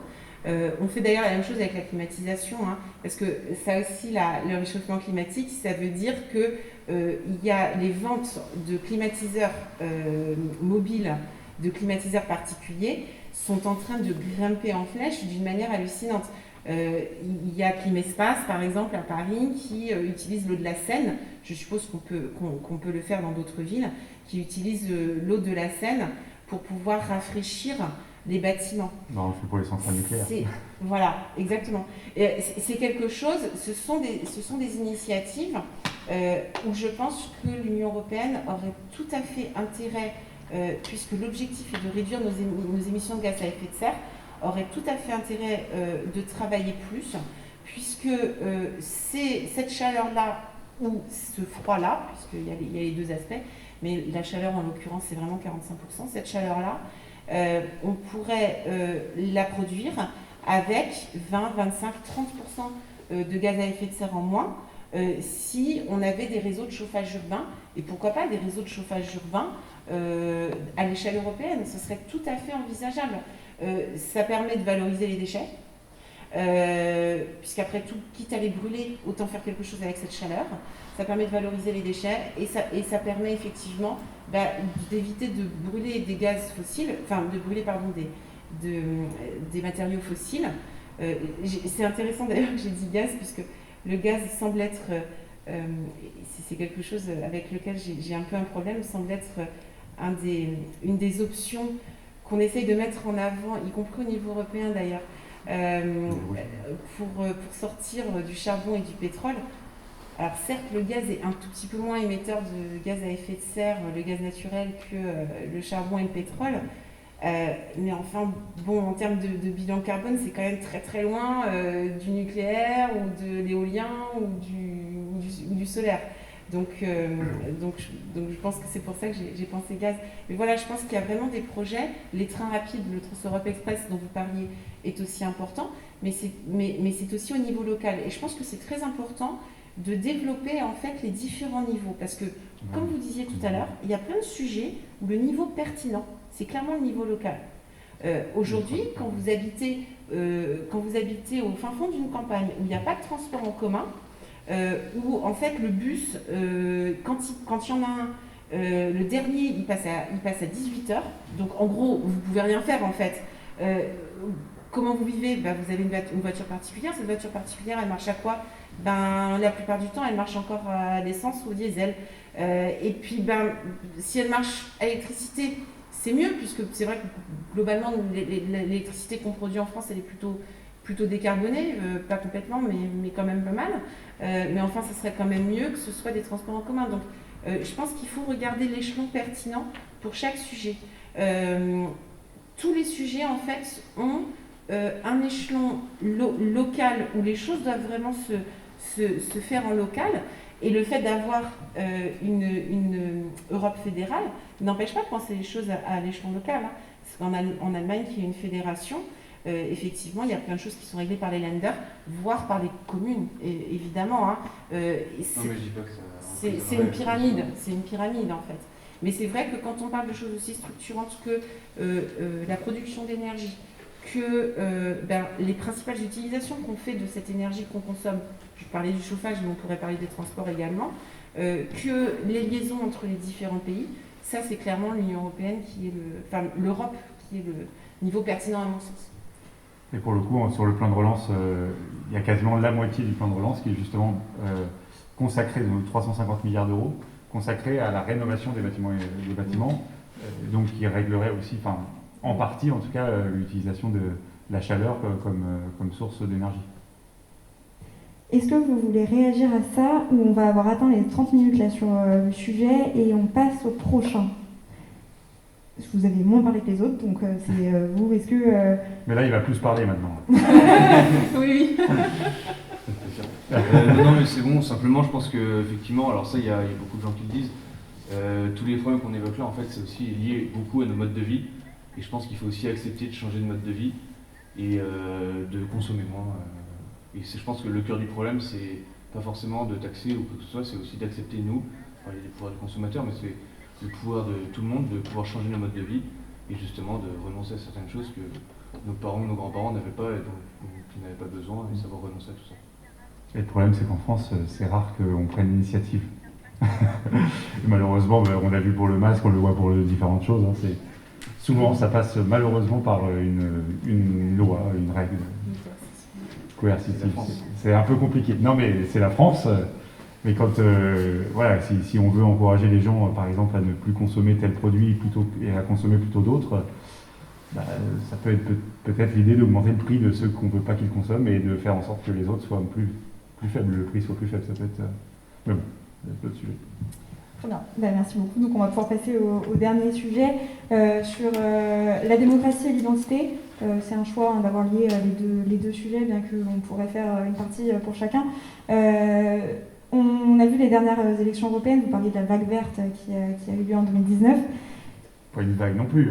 Ah, quand même. Ils n'ont pas le groupe le plus grand. Bon, la jeunesse en particulier a largement voté pour les listes vertes. Néanmoins, le taux d'abstention était quand même très fort, près de 50%. Est-ce que on parlait tout à l'heure des institutions, est-ce que ça peut être lié à la méconnaissance des institutions européennes? Est-ce que c'est lié à une identité européenne, à une citoyenneté européenne que les personnes ne ressentent pas? Pour vous, quelle explication vous donnez à cette abstention? Et est-ce que vous pensez qu'il y a aujourd'hui en France, notamment, et en Europe partout, une identité européenne vraiment ou pas? Peut-être vous pouvez commencer. Très bien, il n'y a pas de problème. Je pense qu'effectivement, il y a de fait la méconnaissance des institutions, qui est un fait qu'on ne peut pas nier, qui est, entre guillemets, pas plus un problème qu'autre chose, parce que voilà, les gens ne connaissent pas, je ne connaissent pas, c'est un fait, voilà. Ça demanderait peut-être plus d'informations, peut-être de la simplification, peu importe, je ne pense pas que ce soit le cœur du débat, on en parlera si vous voulez, mais je ne pense pas que ce soit le cœur du débat. Je pense que le cœur du débat, effectivement, et je trouve ça assez pertinent d'avoir lié démocratie et identité, parce que justement, aujourd'hui, on a, et on parlera beaucoup des valeurs, on a quand même une identité européenne qui existe, mais les gens ne se sentent pas, de fait, très européens, et ça explique justement l'abstention. De la même manière qu'en France, il y a une grosse abstention, parce que, non pas que les gens ne se sentent pas français, mais que l'identité est quand même quelque chose qui pose problème, il y a une crise identitaire de fait, et c'est aussi pour ça que les gens vont moins voter, parce que ils n'ont en face d'eux que des valeurs. Que des valeurs. Donc on va voter simplement pour des idées, et non plus, c'est plus un peuple qui se sent devoir d'aller voter, ce sont des valeurs qui sont mises en avant. Donc pour moi, le vrai problème de l'abstention est là. Je pense que l'abstention, elle est sur toutes les élections. On a un problème bien plus profond en matière de représentativité politique. Objectivement, je pense, et on le vit tous les jours au niveau de Volt, je pense que tout simplement le fait qu'on ait de telles barrières démocratiques, le fait que lorsque vous vous présentez en France, par exemple, vous devez payer l'impression de l'ensemble des bulletins et des professions de foi pour qu'ils puissent être sur les bureaux de vote. Ça, c'est la règle française. Très concrètement, c'est la raison pour laquelle Bon, au-delà du fait qu'on venait juste d'être créé, que c'était un peu compliqué, mais c'est la raison pour laquelle Volt, alors que c'est un parti pan-européen, n'a pas pu participer aux élections européennes en France. On a réussi à le faire en Allemagne, par contre. D'ailleurs, on a un député européen, Damien Böselager, qui a rejoint le groupe des Verts au niveau du Parlement européen. Pourquoi on a réussi en Allemagne et pas en France? Parce que le système est différent en Allemagne. Il faut réunir des signatures. C'est plus facile, c'est pas une question d'argent. Donc, il y a de telles barrières démocratiques à l'entrée que finalement, les gens qui sont capables de se présenter sont finalement les gens qui sont dans le circuit. Les gens qui sont dans le circuit, les gens qui sont dans la politique depuis très longtemps, qui ont les bonnes connexions, qui ont les bons financements.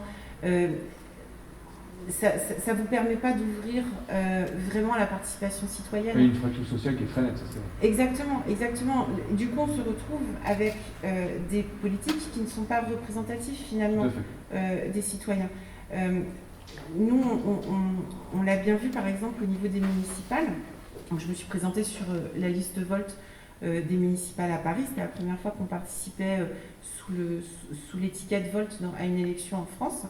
Et la démarche qu'on a faite, en fait, c'est qu'on a dit, écoutez, vous les Parisiens, vous êtes bien placés pour savoir quelles sont les problématiques que vous rencontrez et vous avez sans doute plein d'idées pour régler ces problèmes.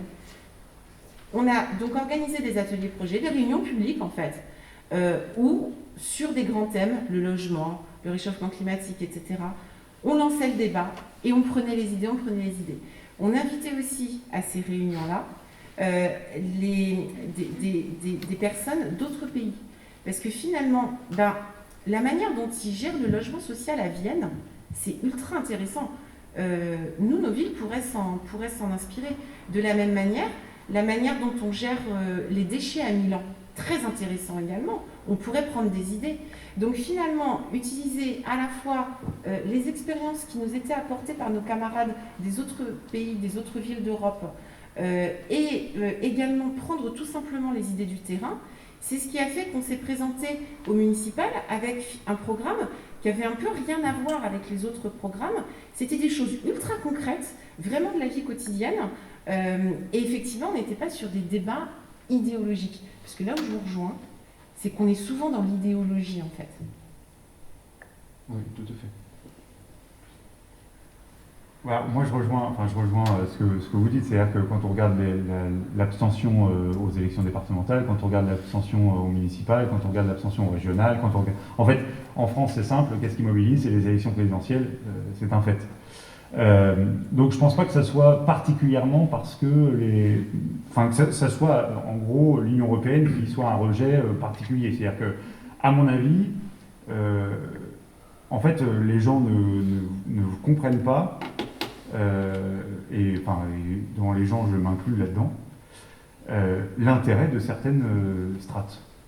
C'est-à-dire que concrètement, alors évidemment, quand on s'investit en politique, on commence à avoir des petites notions de qui est compétent sur quoi. Mais sincèrement, là, donc les élections départementales régionales arrivent. Demander dans la rue à des gens, le département il fait quoi, la région elle fait quoi, et quelle est la différence entre les deux. Alors le collège-lycée, maintenant, ça commence à être... c'est bizarrement l'incohérence la plus totale qui est la plus comprise par les gens. Mais en fait, on ne comprend rien. Alors moi j'ai la chance de vivre avec quelqu'un qui n'est pas du tout en politique, la chance, c'est une chance, mais peu importe, mais concrètement il ne comprend rien, vraiment, c'est-à-dire que quand je lui ai parlé des élections départementales il n'y a pas très longtemps, elle m'a demandé concrètement, mais on vote pour les élections, on vote pour des élections départementales en fait, donc on est jeune mais on n'a pas encore voté pour toutes les élections, mais encore, voilà. Donc au niveau européen, je pense que c'est la même chose, c'est-à-dire qu'on ne comprend pas. On ne comprend pas parce que justement, on ne voit pas quelqu'un qui décide. Alors c'est peut-être aussi un mal français, mais en l'occurrence pour les élections européennes, l'abstention, elle est quand même globalement partout. Mais on a l'impression en France que la seule personne qui décide, qui a un vrai impact sur les gens, c'est le président de la République, et donc on vote pour lui ou pas, dans l'idée que finalement c'est un sauveur qui va nous sauver de tous les problèmes qu'on connaît depuis 40 ans. Donc, je pense qu'il faudrait peut-être simplifier, mais même au niveau français, les strates. Et au niveau européen, évidemment. Au niveau européen, je pense que la simplification serait un enjeu important pour que les gens comprennent ce qu'est le Parlement européen, ce qu'est un député déjà, parce qu'en fait, même au niveau national, ils ne savent pas trop ce que c'est. Et d'autant qu'au niveau européen, ça a quand même un sens important dans l'idée qu'il y a des coalitions qui se créent, il n'y a pas vraiment de groupe majoritaire parfois, donc il y a une vraie cohérence à voter au niveau européen. Je ne dis pas qu'au niveau national, il n'y a pas de cohérence, mais c'est vu le mode de scrutin un peu différent. Mais je pense qu'il y a cet enjeu-là. Après, il y a aussi évidemment l'enjeu de l'identité. Je pense qu'aujourd'hui, les jeunes Français, les Français se sentent quand même européens. Je pense qu'il y a quand même il n'y a pas de rejet de cette identité européenne. Par contre, évidemment, les Français se sentent Français avant d'être Européens. Et je ne crois pas sincèrement qu'il soit dans l'objectif que les gens se sentent Européens avant d'être Français. Je pense qu'il faut qu'ils se sentent les deux. Et qu'on ne peut pas se sentir Européen si on ne se sent pas d'abord Français, à mon sens, aujourd'hui. Et peut-être qu'on se rejoint aussi sur ça, c'est qu'à mon avis, il y a aussi un vrai problème où de plus en plus, on ne souhaite plus partager le fait d'être français. C'est-à-dire qu'on n'arrive plus à vivre ensemble. Alors bon, les éléments récents sont un petit point, mais je pense que globalement, on a maintenant beaucoup de mal à débattre, à discuter, à être... Et je pense que la crise de la représentativité, c'est pas une crise tellement de la représentativité, même si, il y a un sens, mais je pense que c'est surtout, concrètement, on veut être en parfait accord avec tout ce que la personne pour qui on va voter... on veut être en accord total. Sauf que, je vous le dis, moi personnellement, je ne suis pas en accord total avec ce que le gouvernement fait et avec ce qu'Emmanuel Macron même proposait en 2017. Donc il y a un vrai sujet. Et puis après, il y a aussi le sujet de se dire que même si, pour les élections européennes, il y a quand même eu beaucoup de listes, et pour le coup, je trouve qu'on avait le choix dans ces listes, il y a un problème aussi d'accès à ces élections. Je pense que ce qui s'est fait au niveau français avec cette idée de convention européenne, convention citoyenne sur le climat, c'est quelque chose qui est assez intéressant. Alors il y a des limites, il y a des choses qui... vous pouvez par exemple considérer que il y a une partie de communication, il y a une partie... Mais si on retire cet aspect-là, et je pense qu'au niveau européen, par le coup, ça pourrait être intéressant parce qu'il n'y aurait peut-être pas cet aspect communication qu'on a pu reprocher au gouvernement, que je ne considère pas, mais que j'entends la critique. Au niveau européen, ça pourrait être intéressant. Et d'ailleurs, c'est ce qu'on porte, nous, au niveau européen, c'est que soient mises en place des véritables conventions citoyennes, avec un peu le même système que ce qu'on a fait pour la convention citoyenne sur le climat en France, mais sur d'autres sujets, et d'abord sur le sujet de la transition écologique. D'ailleurs, je me permets juste, mais une acceptation des revendications, notamment de la Convention citoyenne pour le climat. Ce qu'on reproche surtout, c'est le fait que certaines revendications qui avaient dites dans un premier temps allaient être acceptées ne seront finalement pas. Alors c'est ce qu'on en débattait à l'instant, mais pour le moment on peut pas encore dire que des propositions sont enterrées. Il y a encore un débat législatif sur le projet de loi de finances. Donc le président de la République a dit qu'il y avait 3 jokers. J'espère qu'il n'y aura que 3 jokers. Madame Aumont, pardon, je vous en prie. Oui, non, je voulais rebondir sur ce que vous disiez au sujet de la participation citoyenne au niveau européen.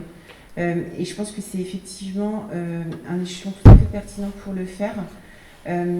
Et moi, je voudrais vous encourager tous à participer activement à la conférence sur le futur de l'Europe qui était censée s'ouvrir au mois de mai dernier, mais quelques événements sont venus perturber un tout petit peu le calendrier.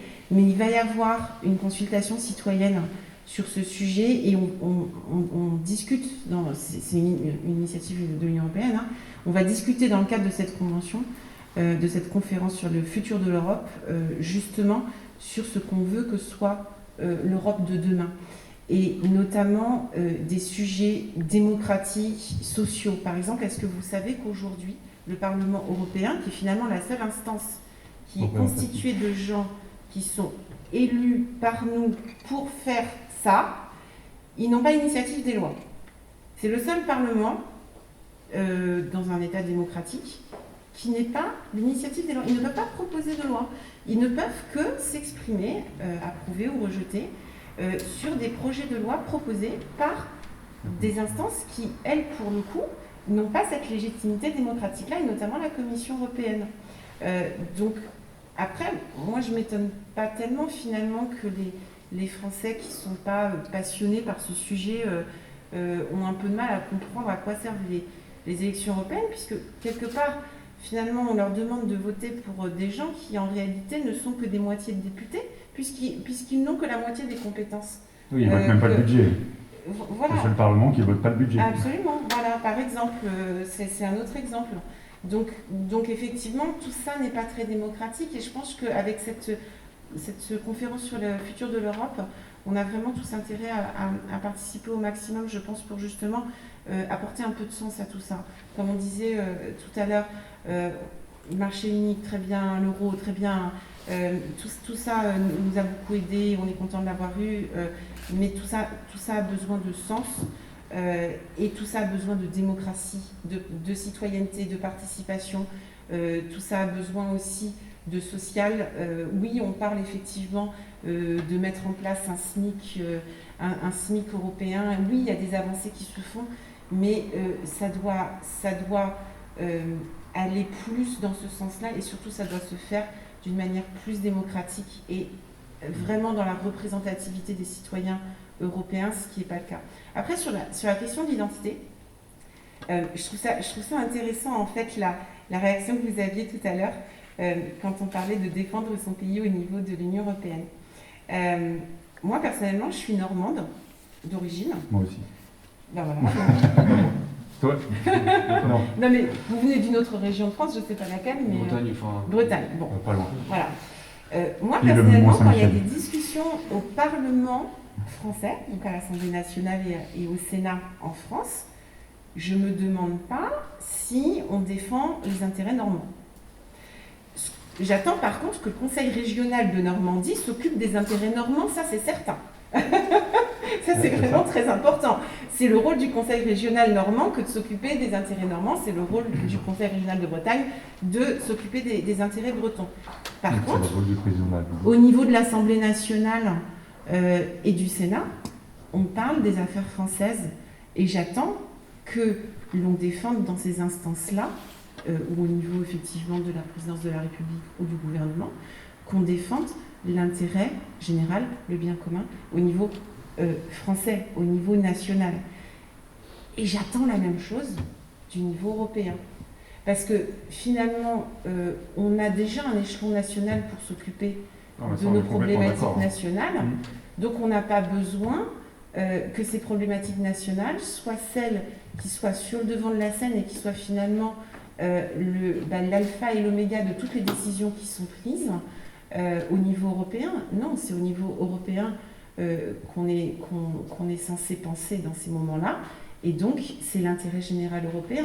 Et soyons honnêtes, une infirmière française, elle a beaucoup plus en commun, elle a beaucoup plus de communauté d'intérêt avec une infirmière italienne qu'avec un cadre sup français.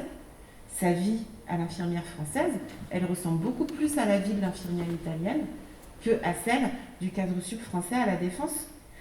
Donc c'est en ce sens que je pense qu'il faut penser en dehors des frontières. Et c'est toute la logique pan-européenne en fait qu'on défend. C'est que finalement, l'infirmière italienne et l'infirmière française, elles ont peut-être tout intérêt à être défendues par une organisation qui va penser en commun pour elles. Elles font le même métier, elles ont tellement en commun. Mais on est d'accord. On est d'accord, c'est-à-dire qu'au niveau européen, on n'a personne qui finalement représente véritablement l'Union européenne et l'intérêt de l'Union européenne. Ce que moi je disais, c'est surtout qu'on a un président de la République élu par les Français qui doit défendre l'intérêt national. C'est surtout ça. Et le problème, encore une fois, c'est qu'on n'a pas d'instance, d'institution véritablement dont la mission et le pouvoir est suffisamment important pour que l'intérêt européen soit pris en compte. Donc il faut peut-être y travailler. La difficulté, c'est qu'il faudra y travailler avec les peuples européens, et pour le moment, les peuples européens, dans l'espoir qu'un jour, ils forment un peuple européen avec des particularités nationales, mais voilà, c'est toute la problématique. C'est cette idée que finalement il faille à un moment donné que les peuples européens acceptent ça, et que en tout cas une majorité des peuples européens l'acceptent, enfin les majorités à l'intérieur des peuples acceptent ça. Et pour ça, il faut créer des forums d'échange. C'est pour ça que Il faut créer Erasmus, il faut... Alors, il y a Erasmus, effectivement, qui est une très bonne chose. À un moment donné, il était question d'en couper les crédits, voire même de le supprimer. J'aurais trouvé ça une catastrophe absolue. J'espère que ce sera pas le cas. Et j'espère que ce ne sera pas le cas. Mais c'est pas ce qu'on défend, en tout cas. Mais voilà, typiquement, la conférence sur le futur de l'Europe, maintenant, il y a de plus en plus d'initiatives qui se prennent en consultant les gens. Et je pense qu'il faut effectivement s'en saisir. Le problème, c'est que souvent, c'est pas suffisamment mis en avant, c'est peut-être pas relayé par les médias, les gens sont pas suffisamment au courant. Mais il y a souvent, finalement, dès que des sujets très structurants sont discutés, quel que soit le niveau, des plateformes de participation en ligne qui sont mises en place, il faut les utiliser. Monsieur, voilà. Le problème étant, je pense qu'on parlait de fracture sociale tout à l'heure, je pense qu'elle est très importante. Ce qui existe déjà, alors votre exemple est intéressant justement par rapport... L'infirmière ? Non, alors c'est intéressant aussi, mais non, par rapport justement à la Normandie et la France. Ah oui. Je trouve que de la même manière en fait que on risque une trop grande, on va dire, importance du pouvoir décisionnel de l'Europe, il y a de toute façon une trop grande importance du pouvoir décisionnel de la France actuellement. C'est-à-dire qu'on est vraiment dans un... c'est la France aussi, ça fait partie de l'histoire de la France, mais on a quand même une fracture sociale qui est énorme. On va pas se mentir, c'est Paris qui prend les décisions. C'est Paris qui prend les décisions. C'est pas les Angevins ou les gens de la campagne angevine. C'est pas eux qui prennent les décisions. Donc en fait, la fracture sociale qui existe justement, qui a été mise en avant par les Gilets jaunes et par d'autres choses aussi, la fracture sociale qui existe aujourd'hui, en fait, elle vient du fait qu'il y a une déconnexion, en tout cas on dénonce, et je pense que c'est une dénonciation tout à fait juste, entre les élites et le peuple. Et que le peuple vote ou non, en fait. Il y a une déconnexion, dans tous les cas, c'est Paris qui, c'est la grande ville, Paris, la capitale, qui prend les décisions. Et il ira de la même manière que, en fait, à l'échelle européenne, ce sera de la même manière, il y aura la même fracture sociale. Et pour, si on prend la phrase qui fonde un peu la République française, et donc la démocratie telle qu'elle est vue aujourd'hui en Europe, c'est tout homme qui a du pouvoir a tendance à en abuser. Je pense que c'est vrai aussi pour les institutions. Et plus ce sera grand, plus le peuple sera en complète déconnexion avec ce qu'on appelle le peuple, avec ce qu'on appelle les élites. Mais c'est là qu'il faut lever les barrières démocratiques. Et le faire. C'est-à-dire que concrètement, il faut que justement ce fameux peuple puisse se présenter au suffrage, puisse faire entendre sa voix.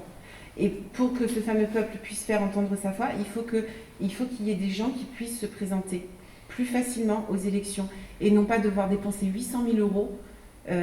Personne ne peut dépenser 800 000 euros. En tout cas, nous, chez Volt, on n'avait pas 800 000 euros à mettre sur la table pour pouvoir avoir des bulletins sur les bureaux de vote.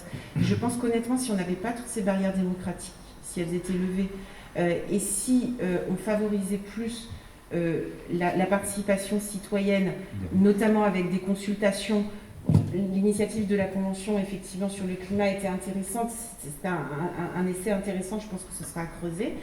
Si on faisait plus ce genre de choses, il y aurait peut-être un peu moins de déconnexion. Parce qu'aujourd'hui, c'est un métier politique. Exactement. Et certes, le problème peut aussi aller avec la complexité à se présenter, mais en fait, il y a quelque chose qui est très simple, qui n'est pas une question d'institution, de droit, quoi que ce soit. C'est une question, moi le premier d'ailleurs, c'est des gens qui sont à des kilomètres d'un point de vue culturel et territorial, qui prennent des décisions qui vont m'impacter de toute façon. Alors, que j'y connaisse quelque chose ou pas, je ne peux ne pas y connaître grand-chose. Je peux aller voter, je peux me présenter, mais je suis pas, objectivement, aujourd'hui, je ne serais pas en mesure de me présenter. Je n'ai pas la culture peu, je n'ai pas la formation pour. Et toujours est-il que voilà, je me sens déconnecté, comme beaucoup de Français, je pense. Et ce n'est pas uniquement la question de pouvoir aller se présenter, c'est qu'il y a une réelle rupture. Et pourquoi je pense qu'il y a vraiment une crise identitaire. C'est pas vraiment le sujet du débat, mais justement, on va simplement mettre en avant liberté, égalité, fraternité. Et il n'y a plus vraiment de réflexion sur ce que nous sommes, pour pouvoir justement, avant de corriger un problème, il faut savoir sur qui on corrige, et il faut connaître les gens sur qui on corrige. Non, mais je pense que si vous pouviez participer au débat en tant que citoyen, en étant consulté et en pouvant donner vos idées, et que ces idées, elles puissent se concrétiser dans un projet, même si finalement les gens qui coordonnent ça, c'est pas vous, et que vous n'avez pas voulu vous présenter parce que voilà, vous n'avez pas envie de ça, enfin je veux dire, c'est tout à fait légitime, mais si au moins vous aviez pu participer, donner votre avis, et faire des propositions en participant à un débat très large, ce que permettent aujourd'hui, il y a des algorithmes très intéressants comme Police, Pol.is, qui permettent de dégager des consensus sur la base de propositions qui peuvent être faites par des milliers de personnes, et l'algorithme, il va dégager les consensus à partir des propositions qui sont faites. Aujourd'hui, avec ces outils-là, les citoyens peuvent vraiment donner de la voix. Je ne dis pas qu'ils peuvent pas. De fait, la confiance est rompue. Oui, C'est un oui. fait. La confiance est rompue. Je Et pense que ce que- soit, et avec le gouvernement, enfin le parti que vous représentez aussi, c'est un fait. La confiance entre les Français et ceux qui dirigent, elle est rompue. Peu importe les solutions qu'on proposera, la confiance, elle est rompue. Effectivement, c'est pour ça que je prône vraiment un retour pour l'écologie, l'économie et l'identité au circuit court. Tout le monde ira voter pour le maire de son village parce qu'il sait qui c'est, il le croise, il le voit. Et c'est pour ça que je pense qu'il faut donner beaucoup plus de puissance. Et ça, en fait, c'est la volonté des Français, la volonté non pas seulement des Gilets jaunes, c'est eux qui ont porté cette voix, mais en fait, voter pour des gens que l'on connaît. Et c'était la démocratie grecque, c'était la base de la démocratie, c'était fonder des nations sur des cités, les gens, on les connaît. Et après, si effectivement on a besoin d'aller plus haut, on ira peut-être plus haut. Mais déjà, refonder ça. C'est pour ça que je vous disais que on n'était pas dans un débat électoral où je ne présentais pas un parti politique qui veut imposer des choses dans le débat électoral. Je vous dis simplement qu'en fait le problème il n'est pas, je pense, au niveau de la formation des institutions. Le problème il est que les Français ont rompu complètement la confiance avec les élites. Il faut retourner au local pour aller voir plus haut. Mais d'abord il faut retourner au local. Quand un corps est en crise, n'importe quel corps dans la nature, il se replie sur lui-même. D'abord on va se replier sur nous-mêmes, ça ne veut pas dire un repli nationaliste qui déteste les autres, c'est un repli nationaliste dans le sens où d'abord on s'occupe de nous pour pouvoir aller s'ouvrir au monde après. Sur ce sujet, moi, peut-être que je vais vous surprendre, mais je vous rejoins en fait. C'est-à-dire que. Non, c'est vrai, donc ça me surprend. Ouais, non, mais. Voilà, c'est un constat. C'est-à-dire qu'on a un constat qui est clair, c'est que. Et pour le coup, là où je vous rejoins pas, c'est que. Alors, c'est peut-être pas les élites contre le peuple, c'est en fait. Non, ça a été désigné comme ça, je vous dis pas que c'est ouais. fait. Et je vous dis que de fait, la confiance est rompue là-dedans. Oui, ça veut dire que. Je pense qu'elle est rompue entre le peuple et ceux qui sont censés les représenter. Alors les élites, on peut en discuter, c'est un autre débat, mais en l'occurrence, par exemple, même avec le maire a perdu beaucoup de confiance de ses concitoyens en fait récemment, et même s'il est très proche. Donc je pense qu'il y a un vrai... Oui, moins, on est d'accord, mais il y a un vrai souci. Donc je pense qu'en effet, alors peut-être qu'on s'éloigne du sujet sur l'Europe, mais je pense que, en l'occurrence, sur ce sujet-là, je pense qu'on ne changera rien en Europe si on n'arrive pas à changer les choses en France sur ça. C'est-à-dire que, à mon sens, il nous faudra beaucoup plus de démocratie directe. Il nous faudra, sur des sujets qui sont très concrets et non polémiques, des choses très concrètes, très locales. Éventuellement même des sujets nationaux sur lesquels on pourrait, à travers un référendum, donner notre avis. Et je pense que c'est aussi un peu ce vers quoi il faut qu'on tende, parce que en fait, nos représentants, il y a un moment donné où on finit par les détester. En France, c'est pas nouveau. Depuis 1980, tous nos présidents de la République, on les déteste. Il n'y a pas de nouveauté là-dessus, c'est comme ça, on les déteste.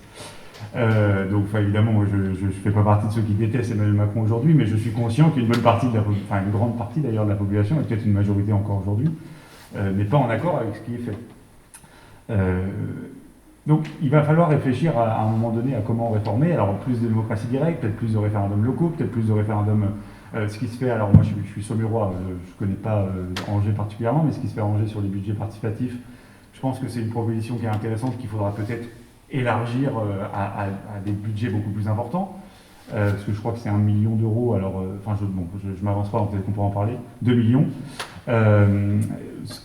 C'est des choses qu'on pourrait avoir, c'est des choses qu'on peut voir aussi même à l'intérieur des lycées, c'est-à-dire qu'on a, à l'intérieur des lycées, les budgets pourraient aussi consacrer des parts à des budgets participatifs de nos lycéens. Moi, je suis enseignant, c'est quelque chose que je trouverais cohérent, pour qu'en fait on recrée un peu du débat sur des vraies choses. C'est-à-dire que tout à l'heure on a débattu, j'ai l'impression qu'on débat sur des choses, sur des mots. C'est important de nommer, on est bien d'accord, mais il y a un moment donné, faire des débats BFM et des débats LCI ou que sais-je, il y a un moment donné, il faut qu'on avance, quoi. Il faut qu'on avance. Et le pire, c'est, sincèrement, on est d'accord sur les choses. Enfin, j'ai l'impression, franchement, alors il y a des choses sur lesquelles on n'est pas d'accord, sur lesquelles on sera certainement pas d'accord. Mais il y a quand même des choses sur lesquelles on est d'accord, sur lesquelles on peut avancer, quoi. Il y a un moment donné, on va pas chercher la petite bête, on va pas rester 15 ans sur... alors, je suis d'accord, par exemple, sur le recul, sur bref, les pesticides. On est d'accord, mais il y a un moment donné, il faut qu'on aille défendre des choses. C'est important qu'il y ait des gens qui portent cette voix, qui disent que c'est un recul, etc. C'est important, en fait, parce que ce débat-là est important à avoir. Mais par exemple, sincèrement, je n'ai entendu nulle part dans aucun média des vrais arguments, c'est-à-dire des vrais arguments pour et des vrais arguments contre pour que les gens se positionnent vraiment. Parce qu'on peut, enfin, je trouve que dans les deux positions, il y a des positions intéressantes. Et surtout c'est le débat qu'on pourrait avoir sur le nucléaire, le débat qu'on pourrait avoir, des choses qui sont primordiales et sur lesquelles on n'a plus de débat. C'est-à-dire qu'on n'a plus de débat. Il n'y a plus de débat. C'est dingue. Enfin, moi, ça me rend fou. Il faut faire des associations de débat. Non, mais voilà, c'est-à-dire qu'il nous faut vraiment qu'on ait de nouveau des débats pour que les gens puissent s'intéresser. Enfin, nous, par exemple, sur le nucléaire à Saumur, sujet hyper important, on a une centrale nucléaire qui n'est pas très loin. Il y a un moment donné, pour le coup, c'est ma casquette d'enseignant, mais quand j'interroge mes élèves, donc j'enseigne du lycée jusqu'en post-bac, mais les lycéens, mais comme le post-bac, je leur demande c'est quoi la fumée qui sort des centrales nucléaires. Pour eux, c'est la pollution, quoi. Alors que c'est de la vapeur d'eau. Mais par contre, le vrai sujet, ils ne le connaissent pas. Le vrai sujet, c'est pour le nucléaire. Alors, c'est pas un sujet sur le nucléaire, mais pour le nucléaire, c'est les déchets, le traitement des déchets. Qu'est-ce qu'on en fait? Est-ce que vraiment on continue là-dessus? On n'a plus les bases de ce débat-là. On n'a plus les bases du débat. Et donc, forcément, on ne peut plus avancer. Enfin, comment on peut considérer que les choses sont bien ou pas bien si on n'a plus les bases du débat? Mais d'où l'importance, justement, effectivement, de l'association de débat, de recréer effectivement des espaces de débat. Je pense que c'est une initiative qui est ultra importante. Ouais. Et remettre les choses au bon échelon. Complètement. L'échelon régional ou local pour ce qui doit être traité régionalement ou localement, l'échelon national, l'échelon européen, remettre les choses au bon échelon.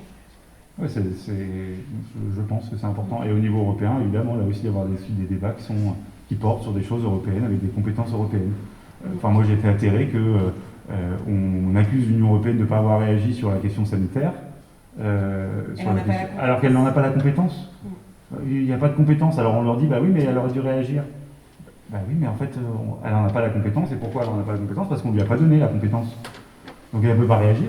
Enfin, alors après, elle a fait, pour une bonne partie, de la communication, en fait, parce qu'on l'accusait dès qu'il a fallu qu'elle réagisse, donc en fait, on réagit, et les politiques ne font que réagir. Et à un moment donné, il va falloir qu'on réussisse à recréer ce débat et à accepter qu'on ne soit pas d'accord avec quelqu'un. Enfin, moi, même pour le mouvement des Gilets jaunes, j'étais atterré de la violence de certains moments et pour autant de la capacité de certains à discuter. C'est-à-dire qu'à Saumur, on a eu l'occasion de discuter. Alors au début, c'était un peu chaud, hein, évidemment, puisqu'on était dans le cadre d'une opération qu'on faisait nous. Ils sont venus à notre rencontre directement. Ça a été compliqué, mais le débat est possible toujours. Et à un moment donné, c'est grâce à ça qu'on arrive à fonctionner, parce que sinon, on s'en sort avec des gens assassinés pour ne pas être d'accord avec quelqu'un, quoi. C'est ça le problème. Est-ce que vous voulez réagir peut-être? Vous avez un peu moins parlé en termes de temps de parole. On va bientôt avoir écouté les 30 minutes dans tous les cas. Non, je pense que je vais revenir de toute façon à ce que je disais, je pense, parce que je n'aurai pas énormément de choses à dire sur le débat. On est d'accord, c'est pour ça qu'on est tous là d'ailleurs. Ouais. Et c'est bien que nous-mêmes soyons invités, enfin moi-même. Et non, vraiment, je pense que le local, c'est vraiment ce qui va être important.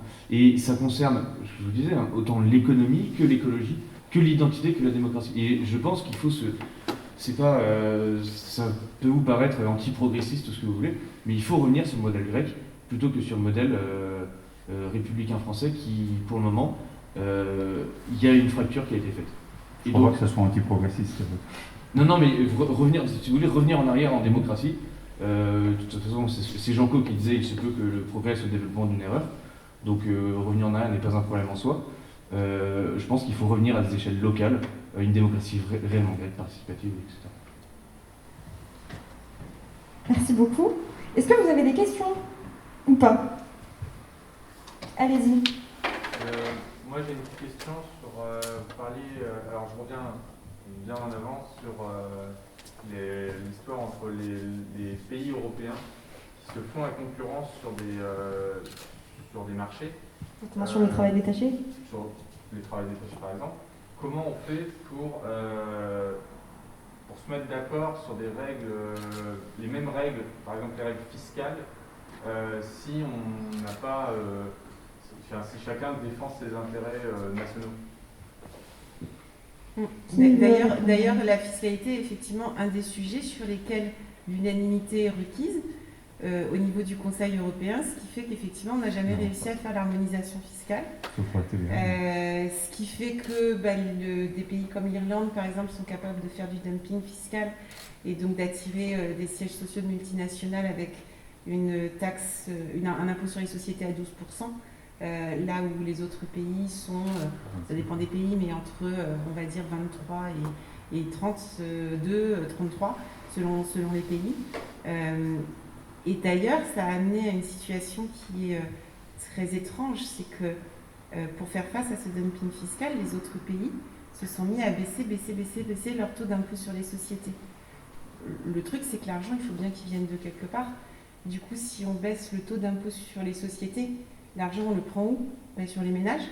C'est peut-être pas en fait la solution, en définitive. Donc oui, ça c'est encore un exemple, la fiscalité, où si on avait une Union européenne qui fonctionnait de manière vraiment démocratique et non pas avec la règle de l'unanimité où chaque pays effectivement défend son beefsteak, ça éviterait effectivement cette concurrence stérile. On aurait un taux d'impôt sur les sociétés, et pas que l'impôt sur les sociétés, un taux d'impôt sur les sociétés qui serait soit le même pour tout le monde, soit avec une partie locale, comme ça existe en Allemagne ou aux États-Unis. Vous avez une partie de l'impôt qui est locale et une partie de l'impôt qui est à un échelon fédéral, que ce soit en Allemagne ou aux États-Unis, on pourrait imaginer des choses comme ça. Et effectivement, je pense que le monde s'en porterait mieux. C'est clair que l'harmonisation, elle ne passera qu'à un moment donné par des petites étapes. Peut-être que par exemple, que le couple franco-allemand se mette d'accord sur, alors pas forcément sur des taux, je pense que déjà il va falloir se mettre d'accord sur les bases d'imposition, puisque en fait le problème principal en Europe, c'est pas tant les taux, parce qu'en fait même si l'Irlande a 12,5%, en fait ils ont des bases qui sont beaucoup plus importantes, donc finalement ça revient à, s'ils imposaient notre taux à nous, ça serait aux alentours de 15-16%. Et en fait, il faut déjà qu'on se mette d'accord sur des bases. Il y avait un projet d'harmonisation des bases fiscales au niveau de l'impôt sur les sociétés qui, en fait, rame parce qu'il faut l'unanimité. Donc peut-être essayer aussi de faire une Europe avec les États qui se mettent d'accord entre eux et qui, du coup, avancent ensemble vers des choses. Après, la concurrence, c'est ce qu'on vit aussi en France, à l'intérieur, quand on regarde les taux pratiqués pour la taxe d'habitation, la taxe foncière, c'est pas les mêmes de commune en commune.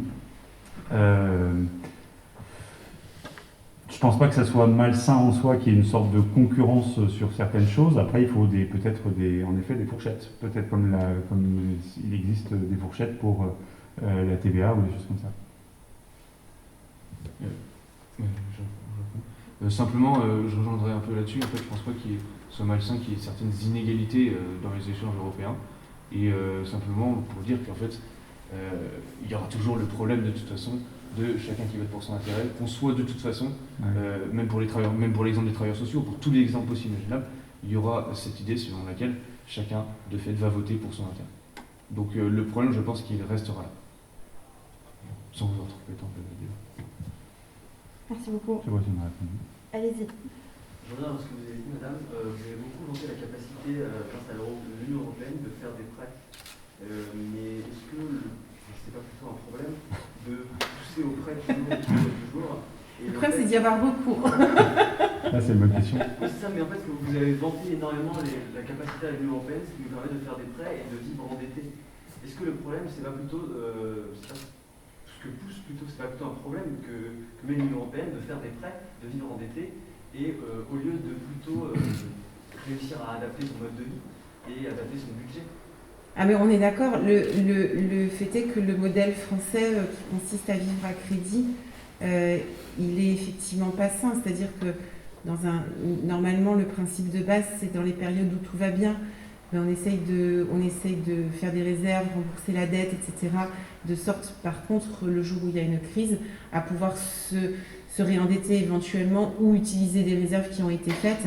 Mais nous, on a plutôt eu tendance à creuser cette dette de plus en plus, même dans les périodes où ça allait bien. Ça, pour le coup, c'est pas l'Union européenne qui est en cause. C'est-à-dire que, clairement, c'est un modèle aujourd'hui qui nous permet encore de survivre, nous Français, parce que c'est pas cher, grâce à l'Union européenne. Mais effectivement, je pense qu'il aurait été préférable pour la France que cette dette ne soit pas gérée de cette manière-là.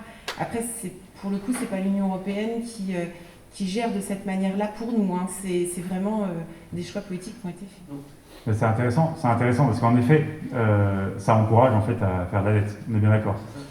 Par contre, c'est aussi pour ça que l'Union européenne, à l'intérieur de ce traité, a mis en place des garde-fous avec l'interdiction, normalement, d'avoir une dette qui représente plus de 60% de son PIB. On en est aujourd'hui à 120%, puisqu'on a augmenté de 20% du fait de la crise de Covid. Toute la problématique, alors, c'est d'appliquer ce genre de contraintes pour faire en sorte qu'à un moment donné, les taux n'augmentent pas pour tout le monde. Parce que concrètement, la France bénéficie de taux faibles parce que l'Allemagne et les pays frugaux, mine de rien, ne font pas de dette. Si par contre tout le monde se mettait à faire de la dette au niveau où la France en fait, il est certain que nos taux seraient beaucoup plus élevés. Donc, ok pour dire qu'en effet, ça encourage à faire de la dette, mais pour autant, normalement, on est censé avoir des garde-fous. Maintenant, il faudrait que ces garde-fous soient appliqués, et c'est pour ça qu'il est nécessaire, à mon avis, d'avoir des institutions désormais beaucoup plus supranationales, avec toujours l'accord du peuple, parce que ce serait la seule instance qui serait capable de dire aux États, là, il va falloir baisser la dette. Et c'est sérieusement important de le faire maintenant. Voilà, puisque, vous savez, hein, la France ne sera a priori jamais condamnée pour le fait d'avoir, condamnée sérieusement pour ne pas avoir respecté les critères de Maastricht. Justement, quand vous dites qu'il y a des garde-fous qui sont faits là, qui sont là justement pour empêcher que la dette augmente. On voit très bien que ça ne marche pas. Alors pourquoi vouloir toujours mettre quelque chose au-dessus qui est censé contrôler, et en fait, à la fin, il va y avoir une escalade de hiérarchie, et ça ne dira plus à rien. Et pour dire, si vous dites que c'est moins cher, vu que c'est moins cher, ça pousse à faire des prêts. Je trouve qu'il y a une certaine contradiction dans ça quand vous dites que d'un côté, il faut baisser les prix ou augmenter les prix de biens de consommation pour que le peuple s'adapte, et bien là, c'est exactement pareil. On voit que l'Union européenne qui baisse les prêts pousse justement à la consommation des prêts, et en même temps veut mettre à côté des gens qui sont là pour dire attention aux prêts. C'est contradictoire quand même de dire consommer, mais attention quand même pas trop. En fait, c'est pas tant contradictoire. En fait, les deux mécanismes sont liés. C'est-à-dire que, à mon avis, l'euro ne devrait pas fonctionner si on avait une dette supérieure à 60%. Encore une fois, c'est parce que c'est la France que ça ne marche pas.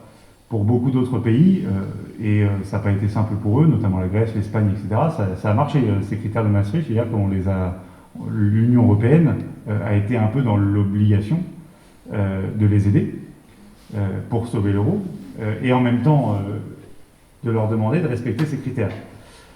Donc en fait, je comprends complètement ce que vous dites, mais il y a un moment donné, il va falloir qu'on rentre dans ces critères-là, parce que ça marche pour le moment, et pour le moment, l'Union européenne ne dit entre guillemets rien parce qu'elle n'est pas en capacité de le dire.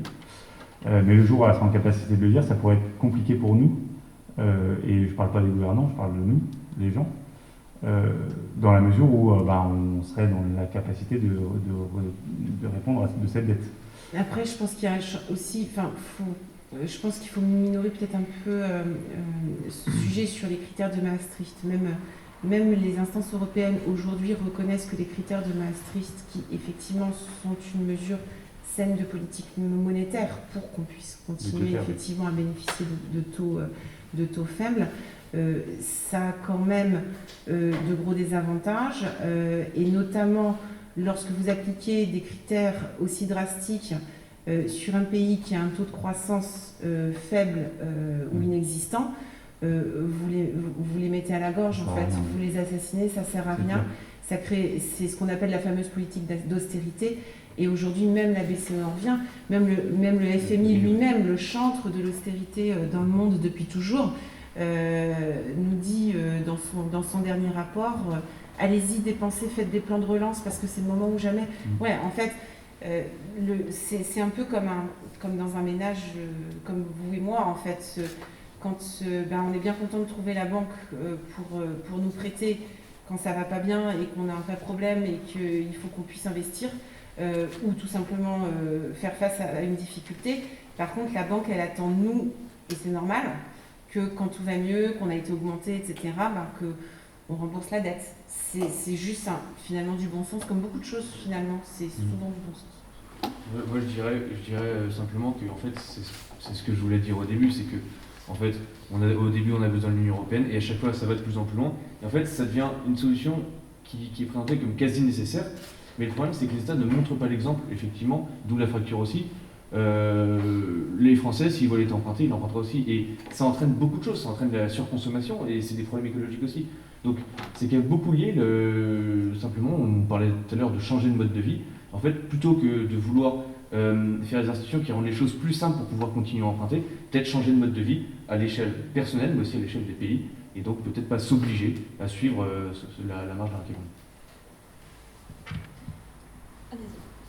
Aussi, sur le fait de finir la dette, je crois que dans l'Union européenne, je ne sais plus, mais je crois qu'on est soit le premier ou soit dans le top 3 des pays qui participent le plus au budget de l'Union européenne. Il y a quand même une énorme contradiction dans le fait qu'on donne énormément d'argent dans l'Union, on injecte énormément d'argent dans l'Union européenne, qui pourrait au contraire servir à la France, à notre pays, pour aider localement les départements ou la France directement. Alors pourquoi cet argent?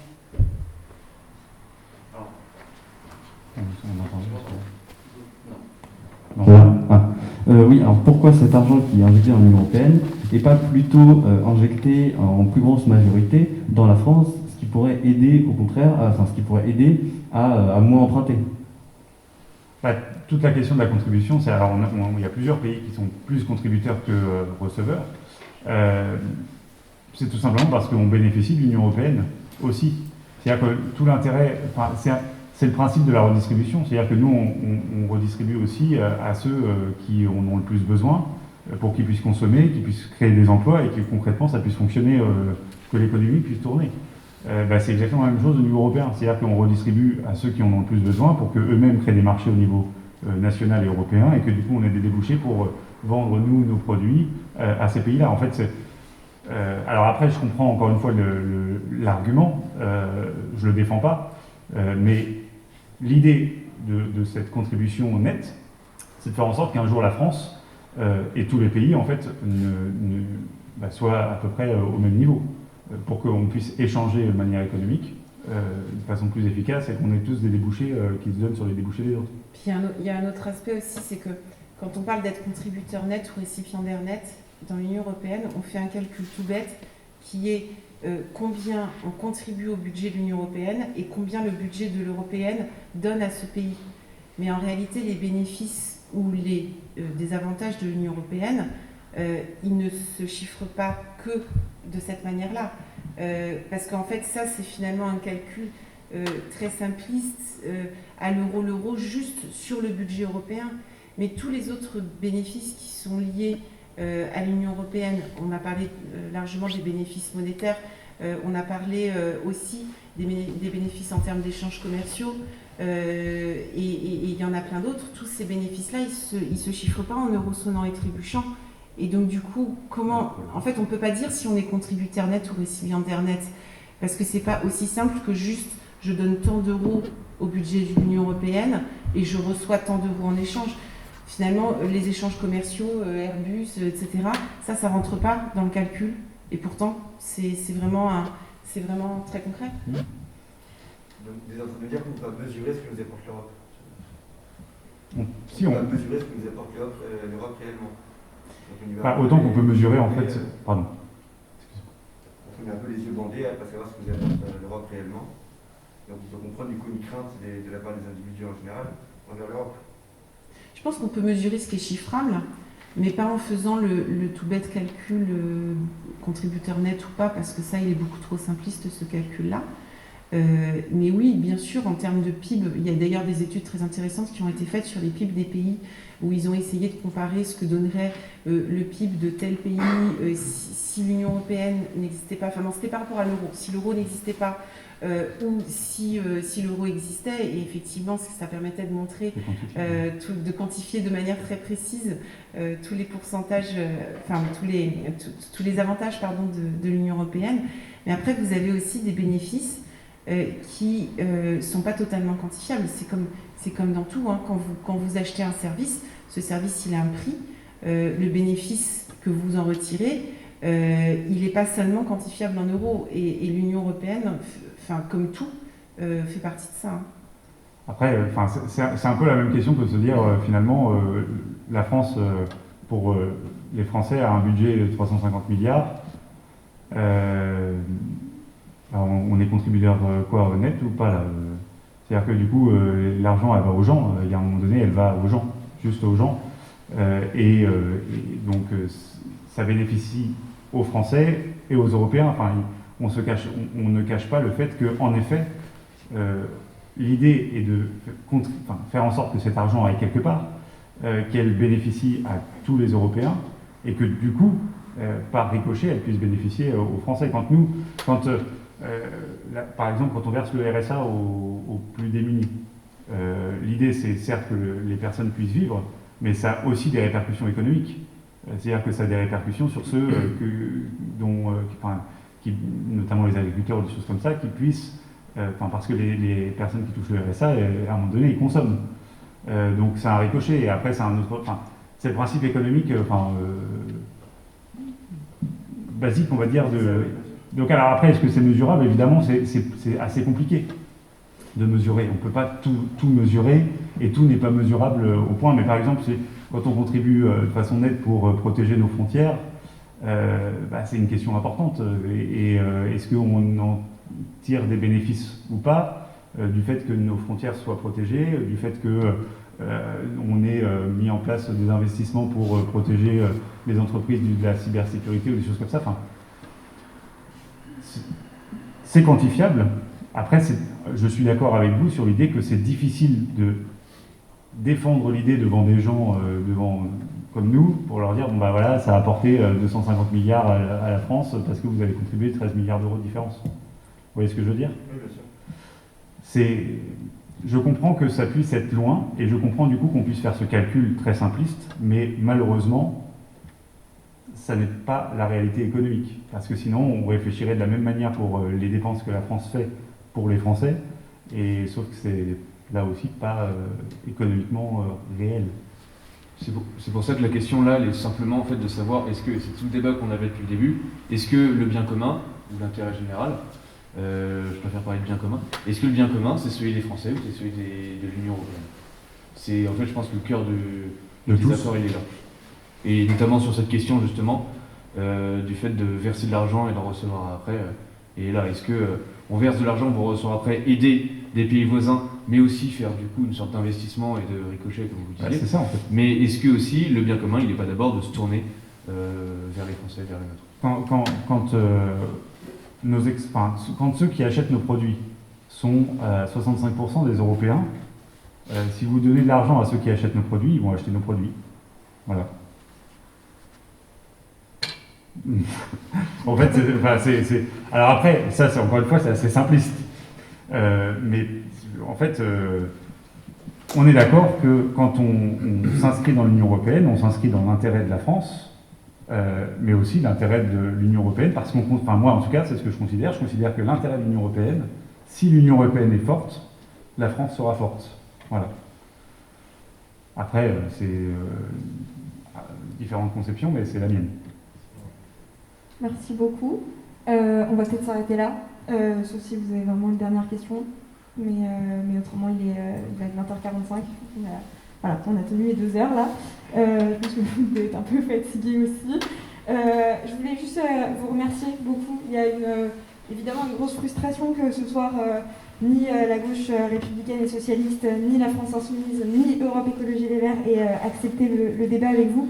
Et à ceux qui voulaient faire de cette soirée un échec, voire qu'elle n'ait pas lieu, je pense que voir à quel point le débat était enrichissant ce soir et à quel point il était intéressant et à quel point vous avez bien débattu tous les trois montre qu'ils avaient tort et qu'on a eu raison. Et merci beaucoup pour votre confiance à tous les trois. Voilà. Merci.